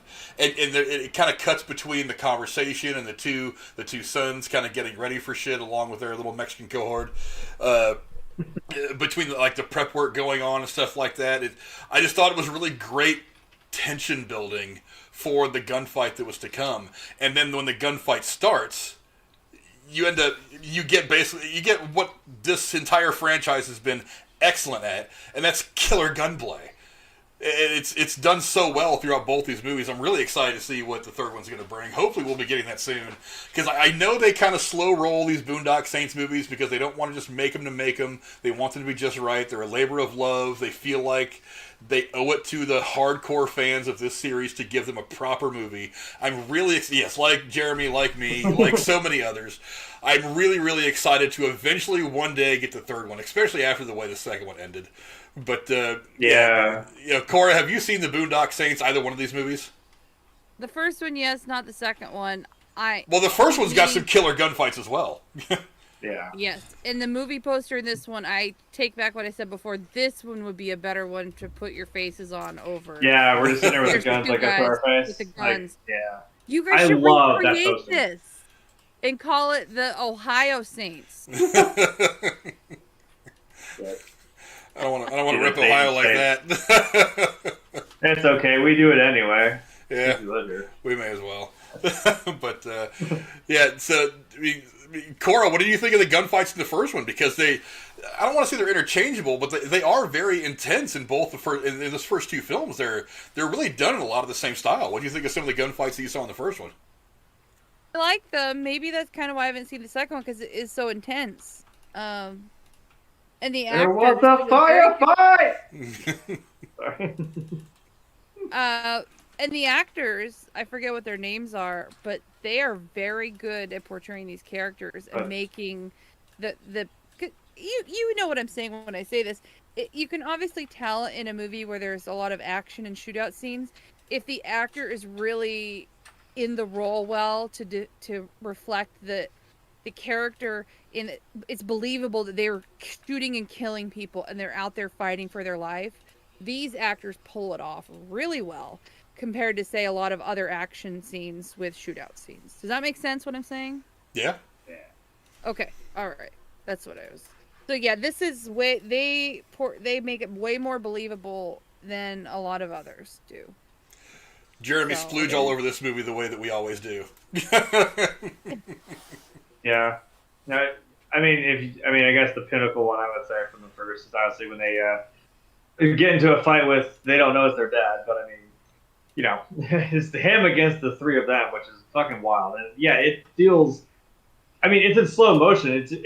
It's a really cool, like, slow motion visual shot, but I'm like, you realize that shit happened like that fast, and it's just like, oh, holy shit. They basically got ambushed by one dude, you know. And they're just screaming at each other, like, fucking, it's a panic, because, I mean, it was a normal reason to scream, like, what the like, yeah, right. And fucking Rocco's like, yeah. Shit. Because it happened so fast, and they had fucking time to react. I mean, they fucking immediately pulled their guns out, like, whoa. I haven't seen the second one in a long time because I love the first one so much. And it's not that I don't like the second one.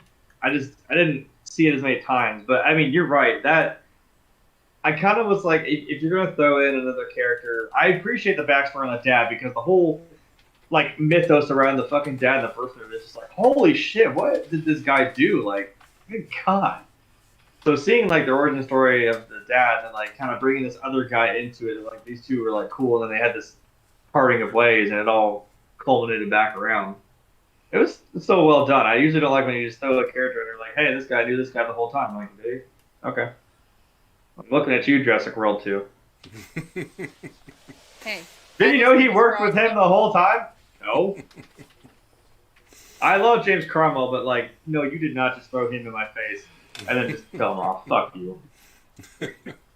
I'll see the fucking third one, whatever, because I feel obligated. Hey, we're committed. We're they're married all to this thing awesome. I know. Yeah, go check They're a out. little stupid sometimes. Go check out Boondock Saints 2. Go check out both the Boondock Saints movies. They're fantastic. Corey, you need to go watch this movie because it really is an interesting follow-up to the first film. And I'm not kidding. I was thinking about seeing if I could find it tonight. Yeah, I'm not kidding. These guys, they don't make these movies for, like, money. This really is... They take these movies very, very seriously. Their love child. Which is why there's such a long time between movies, because they have to have them just right. And if they can't get them just right, they won't move forward to the next step until they feel like they've got it all. So this really is something that they do primarily for the fans. You give them the best movie they can give them. I think that's one of the movies why this franchise is as big as it is. There was like 10 years between the two movies. Almost like yeah. But it's funny you say that. It reminds me about Dexter. I was reading an article about Dexter coming back, which I'm so excited about. Me too. So I was reading an article that Michael, I never remember his last name, the guy who plays Dexter. Michael Seagal, and yeah. Thank you. This is the second time you've fixed that for me. He and the main guy who wrote it or directed it have been working for years to find the right storyline and plot for bringing Dexter back that made them both happy and fell in with what Showtime wants. And I remember seeing articles from years back with Michael C. Hall saying, well, fuck that. I'm not coming back unless it's fucking worth it. There's no point in doing more unless it's going to be quality work. So it sounds like this Boondock Saints has that same policy. Oh yeah, they very much. There's I don't know if it's in the commentary, if it was another behind the scenes thing that I had seen, like a making up thing, but they had said very specifically, we take our, why they take their time. They were like, because these people that love these movies, they don't love these movies because of us. They love them because of the artistry that we've put in these things for the subject. So it's not just this vigilante thing. They really want people to connect with these two guys at a personal level, not just the whole vigilante thing. They don't want people just to take they don't want the bad guy to become the good guy necessarily. They want you to understand where these characters are coming from and get emotionally invested.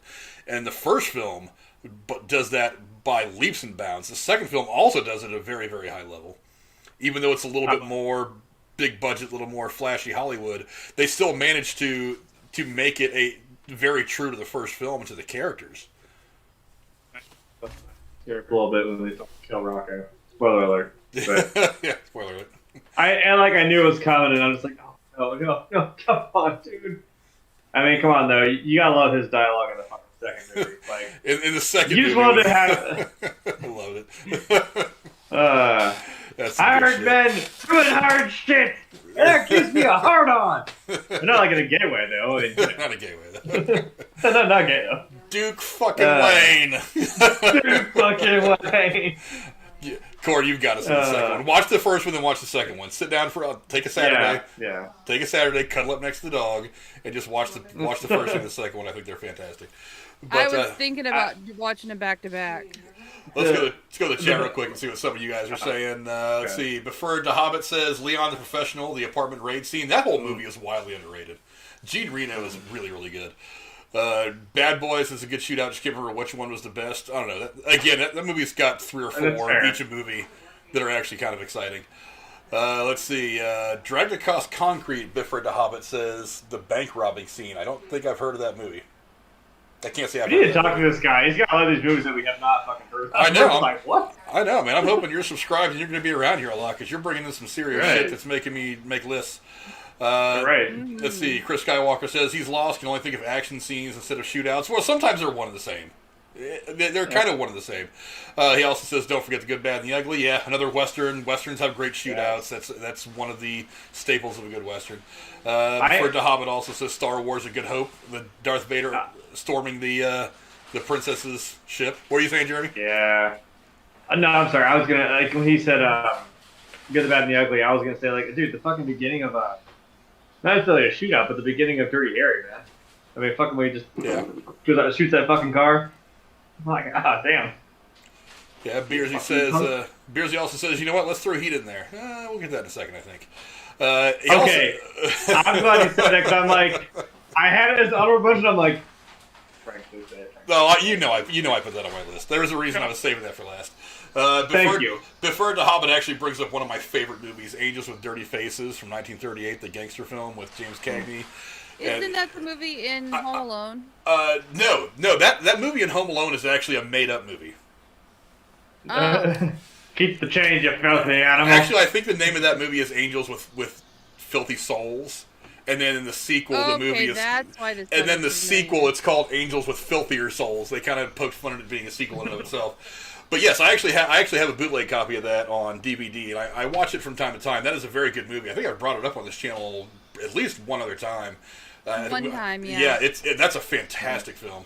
Let's see.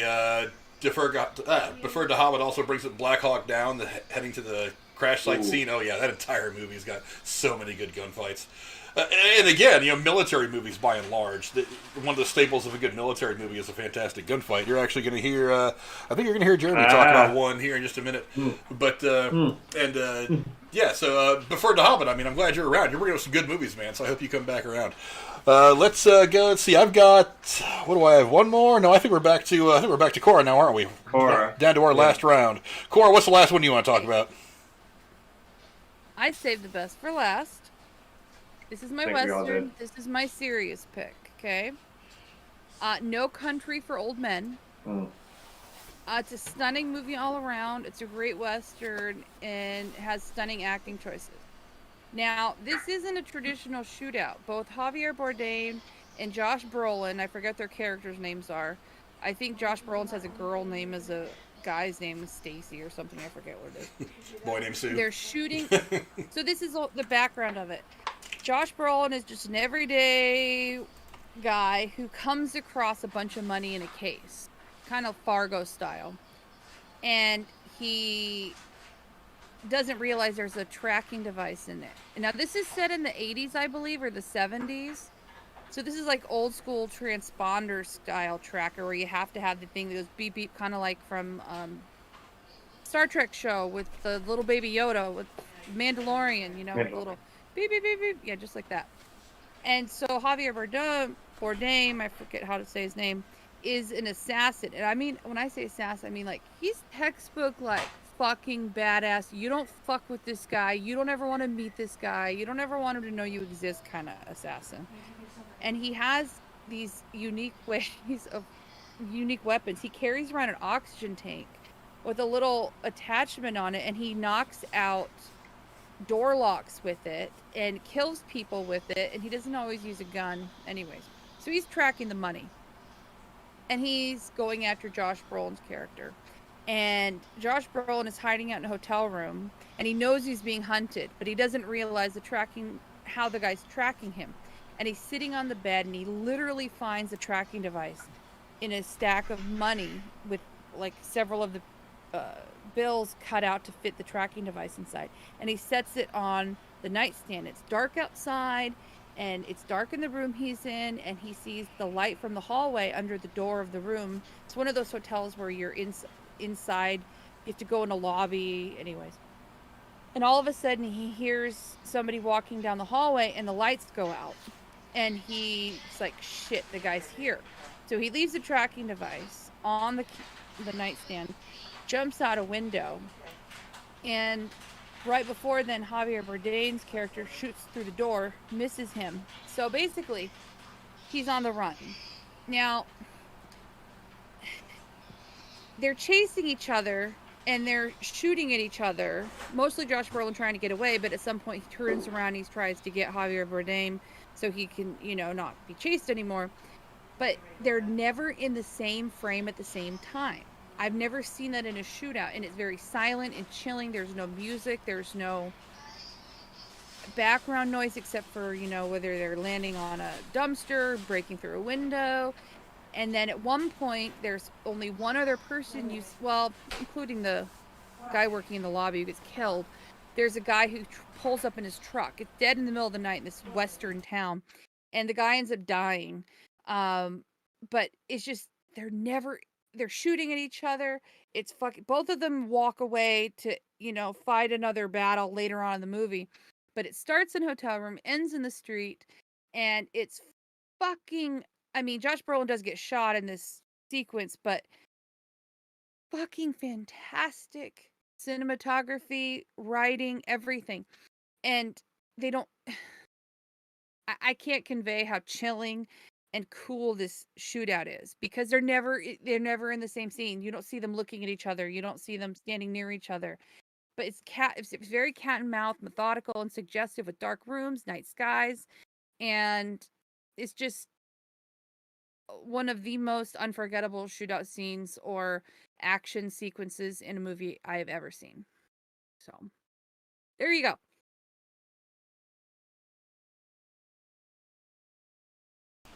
I've seen this movie once. I think I probably saw it closer to when it came out. But I mean, like you said, I think it's meant. People do the cinematography like something like that stylistically on purpose because then it makes you feel really uneasy because you're already on the edge of your seat because they're shooting at each other. But if you don't see what they're looking, like they know they're there, but you're not seeing what they're looking back at. It's like because you're looking at them, but you want to see like, oh shit, where's the other fucking dude? And you don't know. It's like, oh my dear God, I just put you on your fucking head. Because every other shot you're looking from Josh Brolin's perspective, and every other shot's Javier Bardem's. So it's switching back and forth, and so yeah, it's fantastic. Whoever wrote this way did a fantastic job. It's very well done. It makes you, you're fucking holding your goddamn breath the whole time, and you're like, oh shit, I gotta breathe. Fuck. Okay, here we go. I'm trying to remember the last time I saw this movie. Again, it was just one of those movies that I watched once and then I got kind of lost in the fog of everything else. For one, Javier Bardem is fucking awesome. I mean, the guys. I mean, the three guys you see on there are all Hall of Famers. They're all fantastic. Brolin and Tommy Lee Jones. They're all, for certain, just some of the best guys out there. It is kind of a modern Western. And now that I think about it, I wish there was more movies like this that showed like the Western life in modern day rather than always going back to the 1800s to kind of go back and find a story or some setting around there where you could tell a story. But, I remember vaguely the scene that you're describing. That one with Jennifer Lopez and Robert Redford, it was set because she goes back to the west where her dad lives. I don't know. There have been some other ones. I'll have to look into this one again because I remember some of the stuff as you're describing it, but I can't bring it to memory the way I want to. But I'll have to go back and look. But again, I mean, you've got three actors there that by themselves they carry a lot of gravitas. they kind of command the screen a bit differently than most other actors do. And so when you get at least two of these guys, let alone three of them together at the screen at the same time, it can make things pretty awesome. That's like a whole lot of awesome all in your face. So I'll have to go back and revisit that one. I can't remember the last time I saw it. I know I saw it at least once. I'm pretty sure I went and saw it in the theaters. I think I saw it one other time. I just can't remember it very well. Again, it's some of these movies just kind of get lost in the fog of the endless number of movies that I see over the course of a given year. But go check out No Country for Old Men, and we'll move on to Jeremy's final movie that he wants to bring up. What's the one you want to talk about, Jeremy? Well, the final one, as you mildly teased, is, yes, in fact, a military war movie. I have mentioned this movie to you before, and because when you open a movie like this, holy shit. I'm talking about the opening scene on the Omaha Beach from Saving Private Ryan. Nice. Right. See, I'm glad Cora went off with the whole, there's no music, it's just you're just hearing the sounds, you're hearing the shit go on, you're right in it. I mean, good God, it's something, it's an event in history that we all know pretty well. We've all, or at least maybe you and me, Frank, I know we've, delved into World War II pretty deeply. But, I mean, the build-up of, them getting there on the boats or going up to the beach, and then it's like I love what Spielberg did with this, and it's you feel like you're right in the boat. As soon as that fucking door drops down, and boom, it just takes off right there. They start getting sprayed down. They're fucking jumping over the sides of the boat. Because there's some Germans up in that those little houses, not houses, but the little bunkers up there with fucking MG-42 just laying out lead.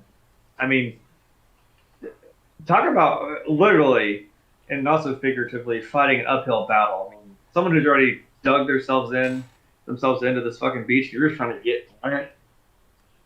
Oh, holy shit. And I mean, like I said, no music. I had a friend die there. Jesus. I mean, I can't even imagine. That's what I'm saying. I can't imagine going through something like that.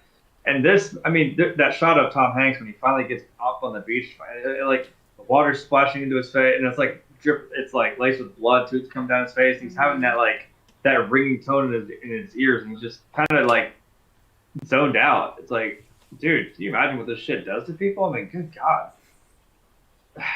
It's right in the water. It's the camera's right there. It's you're one of the guys trying to bob his head up, and you're seeing the fucking bullets whiz by you. Your buddies are getting blown away. And even when you got on the beach, I'm like, well, now our next thing is get the fuck up on this hill. Like, it's a constant. You know what I mean? Hey, I made it off the boat, but fuck, now I got to get up the beach. Now I got to get in this fucking thing and take these guys out. Like, I mean, this is like 20 whole minutes.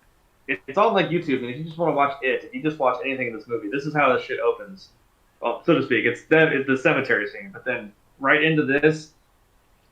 This is, I mean, the amount of cinematography put into this, the amount of thought, the amount of when you think about it, they place all the little bombs, the little, I can't remember what those little things are called. They're really cool. The little, they set up the little things that explode. They look like little, like when the bullets like whiz around and they hit the fucking dirt and shit. You gotta place all those out. You gotta place where the mortars go off. You have everybody going up to the beach. You gotta have the guns that, function. They're called squibs. Squibs, yeah, thank you. Yeah, like the little things they just pack in dirt, or sometimes they put those things on people and they blow out like part of their wardrobe and like blood spills out. I mean, damn, it's like you don't even know. I mean, I know it's like, hey, it's Tom Hanks. Like, we're like, all right, we're in it. We're just gonna follow this guy, and you're already you're in it. You're watching him trying to get up this beach, pinned down by a whole lot of fucking fire. And it's like I said, this is 20 minutes of this movie, and it's just, and again, you're just holding your breath the whole fucking time, man. It's wild. And even like that scene when he's finally at the top, and he's just like, that's a hell of a view, and he's like, yep, sure is. And I'm just like, dude, like, are we done? Good God. Like, I love this movie, but it is a little exhausting to watch because, I mean, sometimes some of those scenes, especially the opening, man, it's gut-wrenching. I think I showed this to my parents once, to my mom, and I'm like, it's that scene, dude, where that one kid's on the ground, like, fucking trying to hold his guts in. He's, like, screaming for his mom. I'm like, dude, I can't. This is rough. Man. And it feels real, you know what I mean? Like, they're all fucking screaming at the top of their lungs. Yeah. Absolutely. Cora, have you seen the opening scene of Saving Private Ryan? The first, 25 minutes or so? Oh, yes. Yes. It's a very emotional movie. And very realistic. And, yeah. It reminds me of the movie American Sniper with the scenes in Iraq, how realistic it feels. With no sound, but only the sounds you would hear if you were there yourself. This whole movie is an experience, but the opening scene is probably one of the most notable real shootouts in our history. So, good pick, Jeremy. Yeah, that opening scene has actually gotten a lot of love from a lot of historians. They said that's the most accurately depicted on film version of what it was like to storm the beaches, during, what was it, Operation Overlord? Operation Overlord is what it was called, storming the 5 beaches along the European coast. That, I mean, it's a distinct reminder as to why they were called the greatest generation, the guys and girls that fought World War II for us.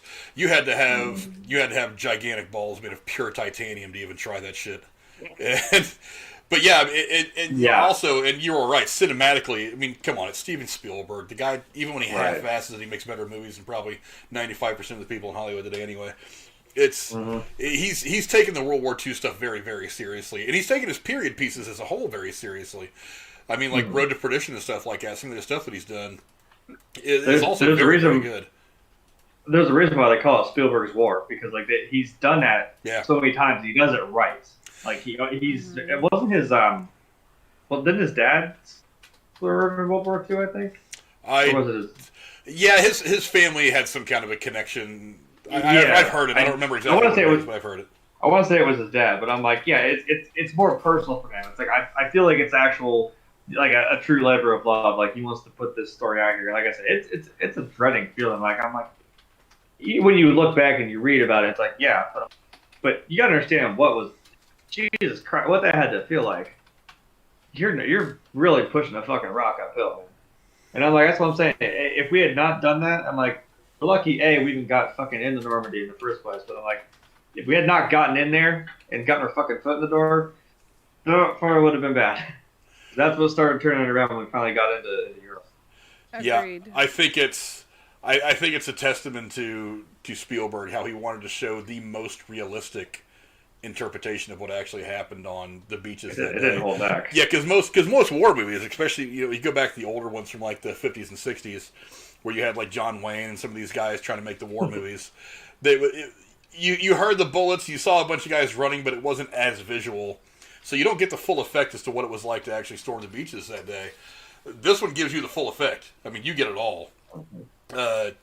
It's mind-blowing, the visuals. And again, you guys said it yourself. It's the movie in and of itself is not as exhausting to watch emotionally as some other movies, but that scene, once you get past it, it's almost like the rest of the movie is a lull until you get to the final scene at the bridge. It's almost like the rest of the movie is just too slow. Now, it is supposed to be after that part. It is supposed to be a very human thing. It's not supposed to be so much action as much as it is a bit of a philosophical thing about, going, do you send 5 guys in to save this one? What is this mission really all about? There is a little bit more, philosophy behind it after that. But that scene is just mind-blowingly good. And it's the truest representation of what it was like to actually storm the beaches that day.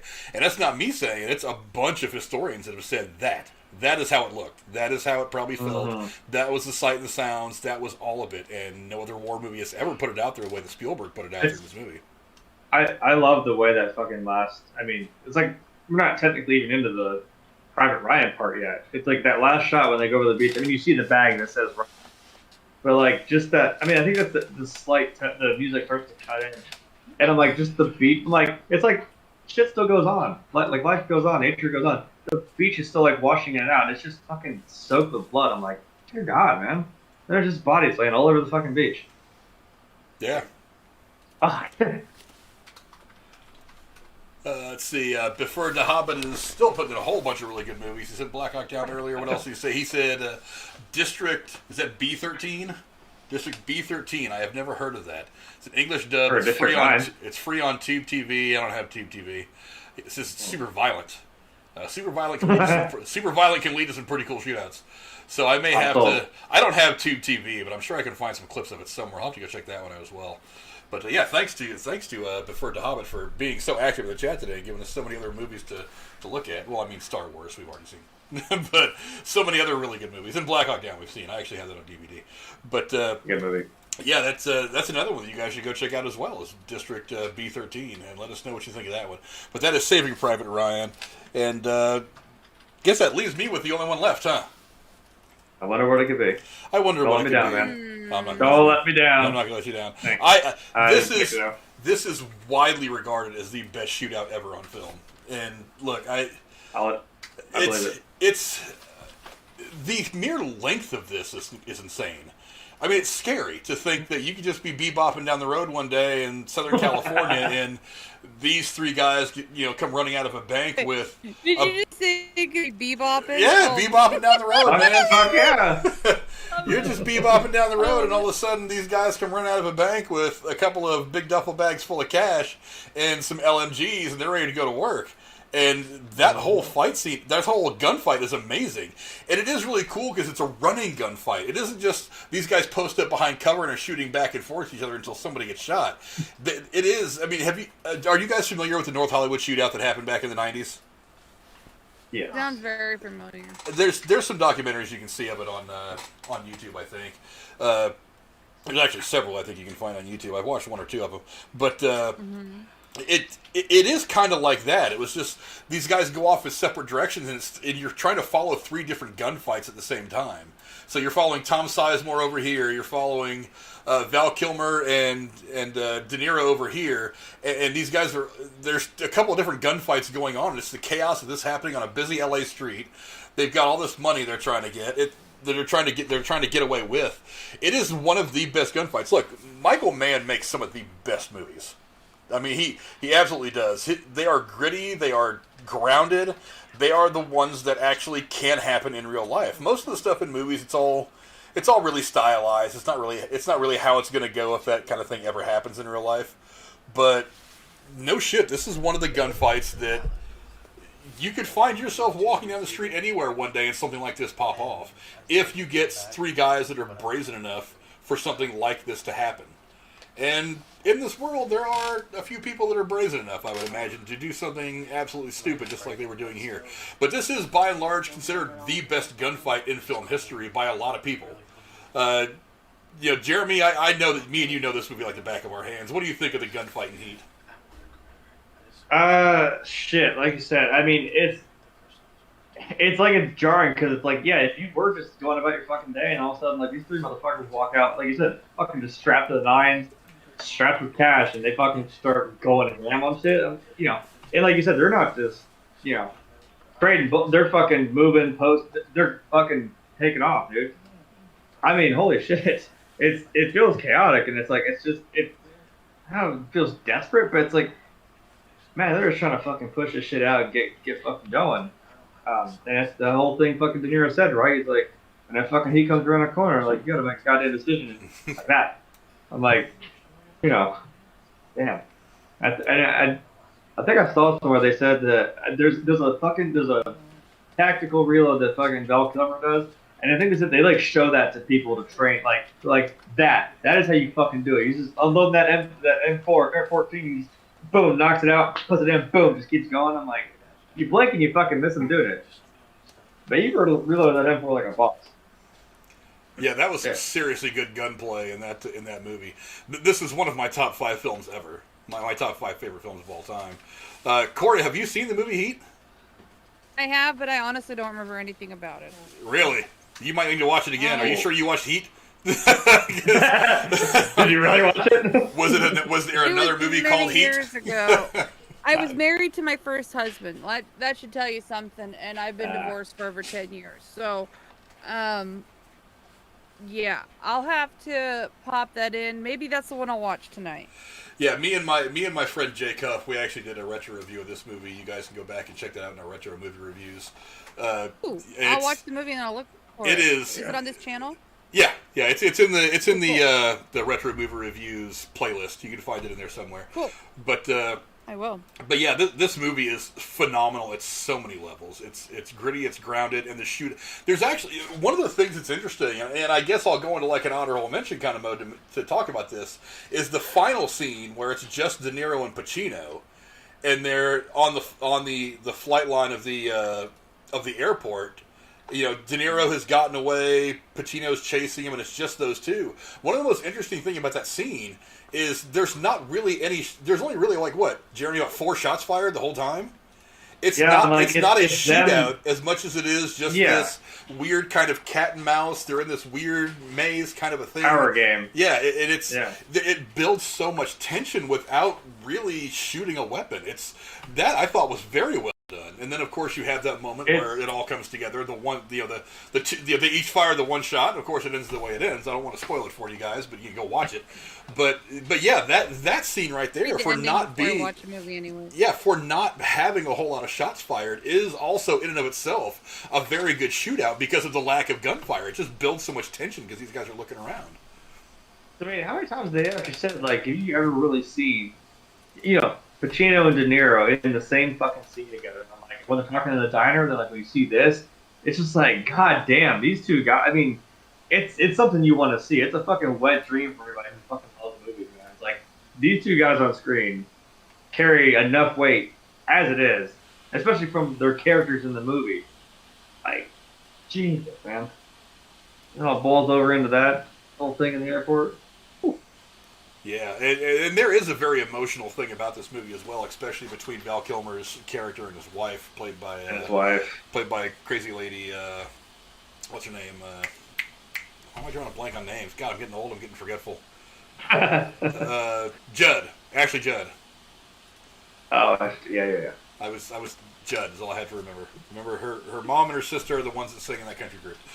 But the Judds. Yeah, but that whole movie is just fantastic, and that shootout, again, it's violent, it's chaotic, it's all over the place, it splits off and becomes a running gunfight. They're cutting back and forth, and one of the cool things about it is the editing of that gunfight was also very good. There wasn't a whole lot of crazy quick edits. It gave you a good 5 seconds on every cut to really absorb everything that's happening in the gunfight from Sizemore and where he goes, from Kilmer and De Niro from the angle that they take, and Pacino as well as he's rolling up on everything as the whole gunfight is starting. It's fantastically done. It was beautifully edited, and of course the acting. Come on, again, it's just great acting. Just again, a long list of fantastic actors are in this movie as well, and it's Michael Mann who does this stuff so well indeed. But yeah, go check out Heat, and let's get into the honorable mentions part of the show before we start to wrap things up. Cora, did you have any honorable mentions that you had? Butch Cassidy is Sundance Kid. You really went with the westerns, didn't you? Yeah. Nice. Again, westerns have good shootouts. Yeah.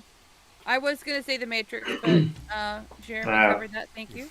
Yeah, damn well, I was going to do that. Well, Jeremy, how about you? What are some of the honorable mentions that you wanted to throw out there? I had like 3 more since I shared the one with you. You mentioned the one was Heat. Thank you for that. Django and the fucking end scene of Django and the I totally forgot about Django and Jane. That shit. I mean, again, you turn off. No one fucking explodes into like Campbell's soup every time they get shot. But I'm like, I don't care. It's Tarantino. Whatever. It's over the top. It's just whatever. I know I say that, and I'm like, oh, what the fuck, Wanted? Spending bullets. Bullshit. I'll take the money exploding, but I draw the line at you fucking throwing a bullet around Angelina Jolie's head. Fuck. Sorry. Well, actually, speaking of Angelina Jolie, another one was the end of Mr. and Mrs. Smith when they're in the they're in the department store, fall the fuck off on everybody. Yeah, that or the when they're shooting at each other in the house.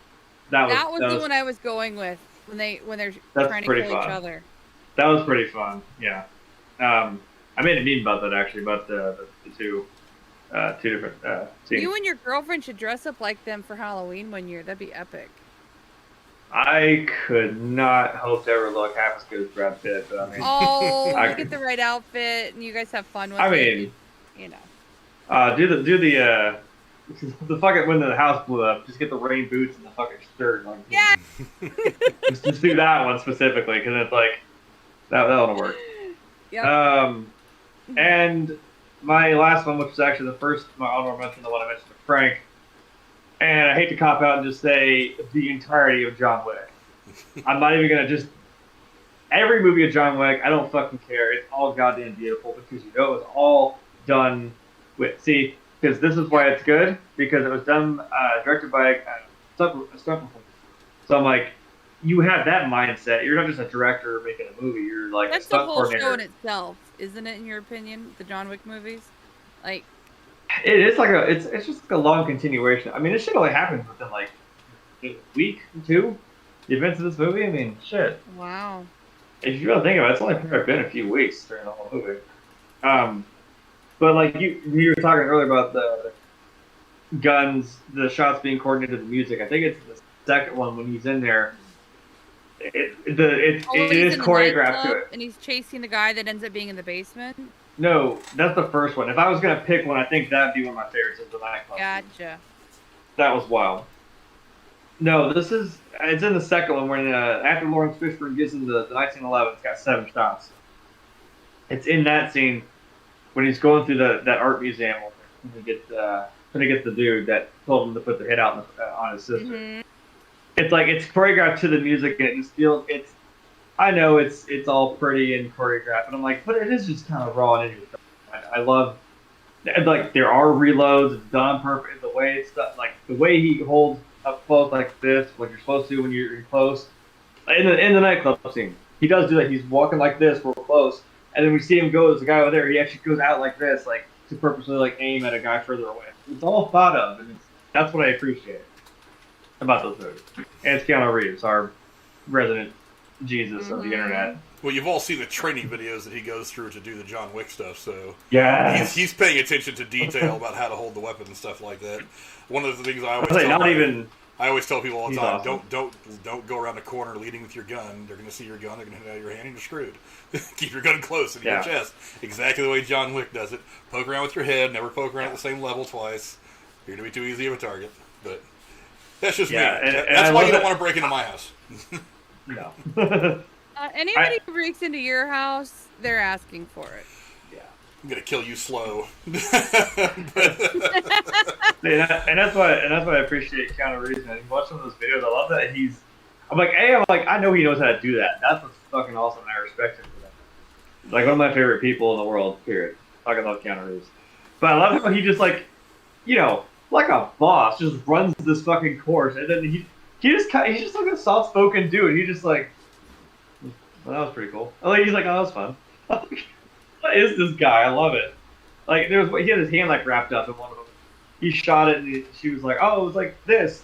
She's like, yeah, good job. He's like, could have been a little faster. It's like, dude, your hand's cut up. What do you expect? Shot. You did great. I'm like, I love how he's always just like, damn, I could have done better. No, dude. You got it. And now that Jeremy has achieved orgasm over the John Wick movies. Look, man. We should do a show where we talk about everything we love about the John Wick movies. I could come up with like 25 items on that. Maybe when the fourth one comes out, then I want to do like Ooh, yeah. The series 5. The fourth one will be out soon enough. Actually, aren't they filming like 2 of them back to back? The fourth and the fifth. Well, they're doing John Wick 4 and The Matrix, bringing it up. So we'll have that's it. It's gonna be a very Keanu Reeves day. Yeah, it's gonna be a lot of Keanu Reeves coming out in like the span of like 2 or 3 months. I'm okay with that. Yeah, I'm very okay with that too. I'm not mad. The only really honorable mention that I had, and this is one of the first ones that I scratched off my list because it's not really a gunfight, but there's a whole lot of people shooting at one particular person. Is when Murphy dies in RoboCop. When they're in that factory and they're hunting, like that whole scene where he's just there like, they're just fucking laying it on him, just blowing him to pieces. I took that off because it's not really a gunfight necessarily. I don't think that it ever got to that point that either him or his partner Lewis in the movie were actually engaged in any kind of a prolonged gunfight with the bad guys. But just that whole scene of them just blowing him apart, and that's of course what leads to him becoming RoboCop. That was the first one I kind of eliminated from my list, but I was like, God damn, that's just a crazy scene to watch. I couldn't justify calling it a gunfight, but I still think that's a really crazy scene. And of course it pushes you down the story into everything that happens, him getting loaded up with all kinds of cool tech and becoming RoboCop. There is supposedly another RoboCop reboot / sequel to the original that's in the works. I don't know if that's ever going to see the light of day, but I thought they remade that already. They did actually. Kinnaman, 2014. Yeah. Joel Kinnaman was the one that played the newer one, but I've heard that they're working on a direct sequel. It's supposed to be kind of a reboot to the original RoboCop franchise, which would maybe bring Peter Weller back in some fashion. I don't really know, but that's what I heard something the other day doing some reading. Whether it actually happens or not, I have no idea. To be absolutely honest, I hope it doesn't. At least not in that form. If you want to do it, whatever. I might watch it if it looks good, but we'll see. But thanks to all you guys in the chat. What's that? Oh no, I was gonna say I'm glad you backed it up. Because I'm like, I feel like 2014. I think there was a remake, and I was like, no, not Judge Dredd. They redid that too. No, you're right. They did that too. I know. the other not quite RoboCop, but yeah, right. Thanks to all you guys in the chat that are hanging out with us. Penny the Pooh was in here early on. Chris Skywalker was in here. Obviously, Cora was in the call with us. David Capice. Let's see. Who else was in here? I know some other people came in kind of halfway through. Alex and the Garbage Man, if they are still on, they are probably live right now. You can go check them out. Let's see. Mikhail Clow, he's probably he was doing something for the draft tonight. I may try to pop over there and hang with him for a bit. I don't really know. It depends on how the rest of my night goes. But TSS2 is in here as well. Our good friend before the Hobbit popped in for the first time. Thanks for hanging out with us before. Beersy was in here for a little bit. What's going on, Beersy? Let's see, and I think that was most of the people who was in here tonight. Thank you guys all for hanging out. And Miss Cora, where are we going to be able to find you between now and when we next do our show? Your show. How's your podcast thing coming along? You're supposed to be doing for Drew's Patreon. I'm halfway done with everything I need to prep to actually record the first episode. So I may have made progress in the last week. Well, keep an eye out on the Patreon for the Derailed News and Podcast. You'll be able to find Cora's podcast over on that. She's going to be talking about some more of the headier stuff, the politics and stuff like that, giving her opinions on the news of the day. And my hetero life mate, Jeremy, where can we find you on the interweb, sir? You can come harass me on Twitter about how bad I play video games on Twitch. So, when are you going to be putting your next stream up on Twitch? Well, since again, I know I've already put my face out here, real no I'll see you on here. But, I mean, I want to, since this is gaming and this is what I do, and I want to do the character of Grim that I've, like, finessed over these years. That's what I'm going to game as, and I actually bought part of what I needed. It's not going to be until, like, fucking... I hate these windows of time. It's, like, August something to, like, September. I'm like, well...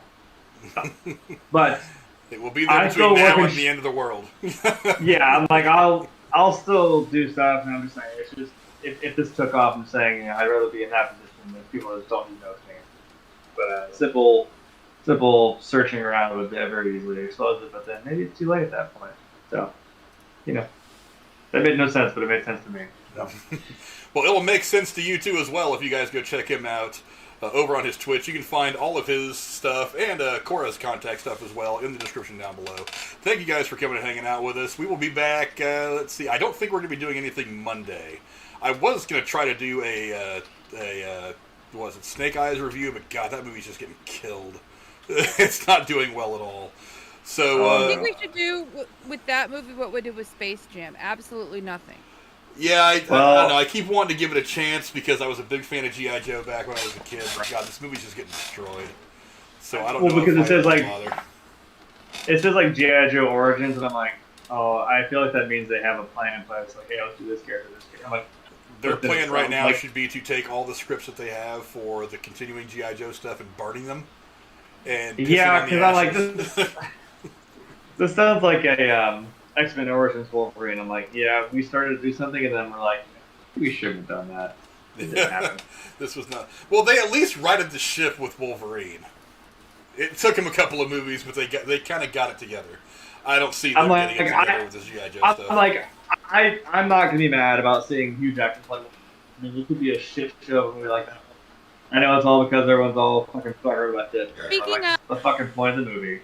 Hugh Jackman, I hope we review that new movie he's coming out with. I know it's got time travel stuff, but I really, really want to review. So I'm going to see it opening day, and I don't know if either of you guys want to review it, but I'm going to want to talk about it with somebody. So. I'm not even sure what you're talking about off the top of my head, but I'll have to go look. I'll DM you guys later, but it's coming out in August. Okay. Well, go look for all that stuff, and don't forget to come back here and check us out. We're here every Thursday, right around 8 o'clock, between 8 and 8:30 normally. And probably, I'm hoping that Mondays will be the days that we start doing the new movie reviews for the stuff that came out that weekend. I'm still working on making sure all that works with my work schedule and the YouTube stuff, but we'll be getting back to the new movie reviews very, very soon, and also talking some more movie news as we get along down the next couple of months. So thank you guys all for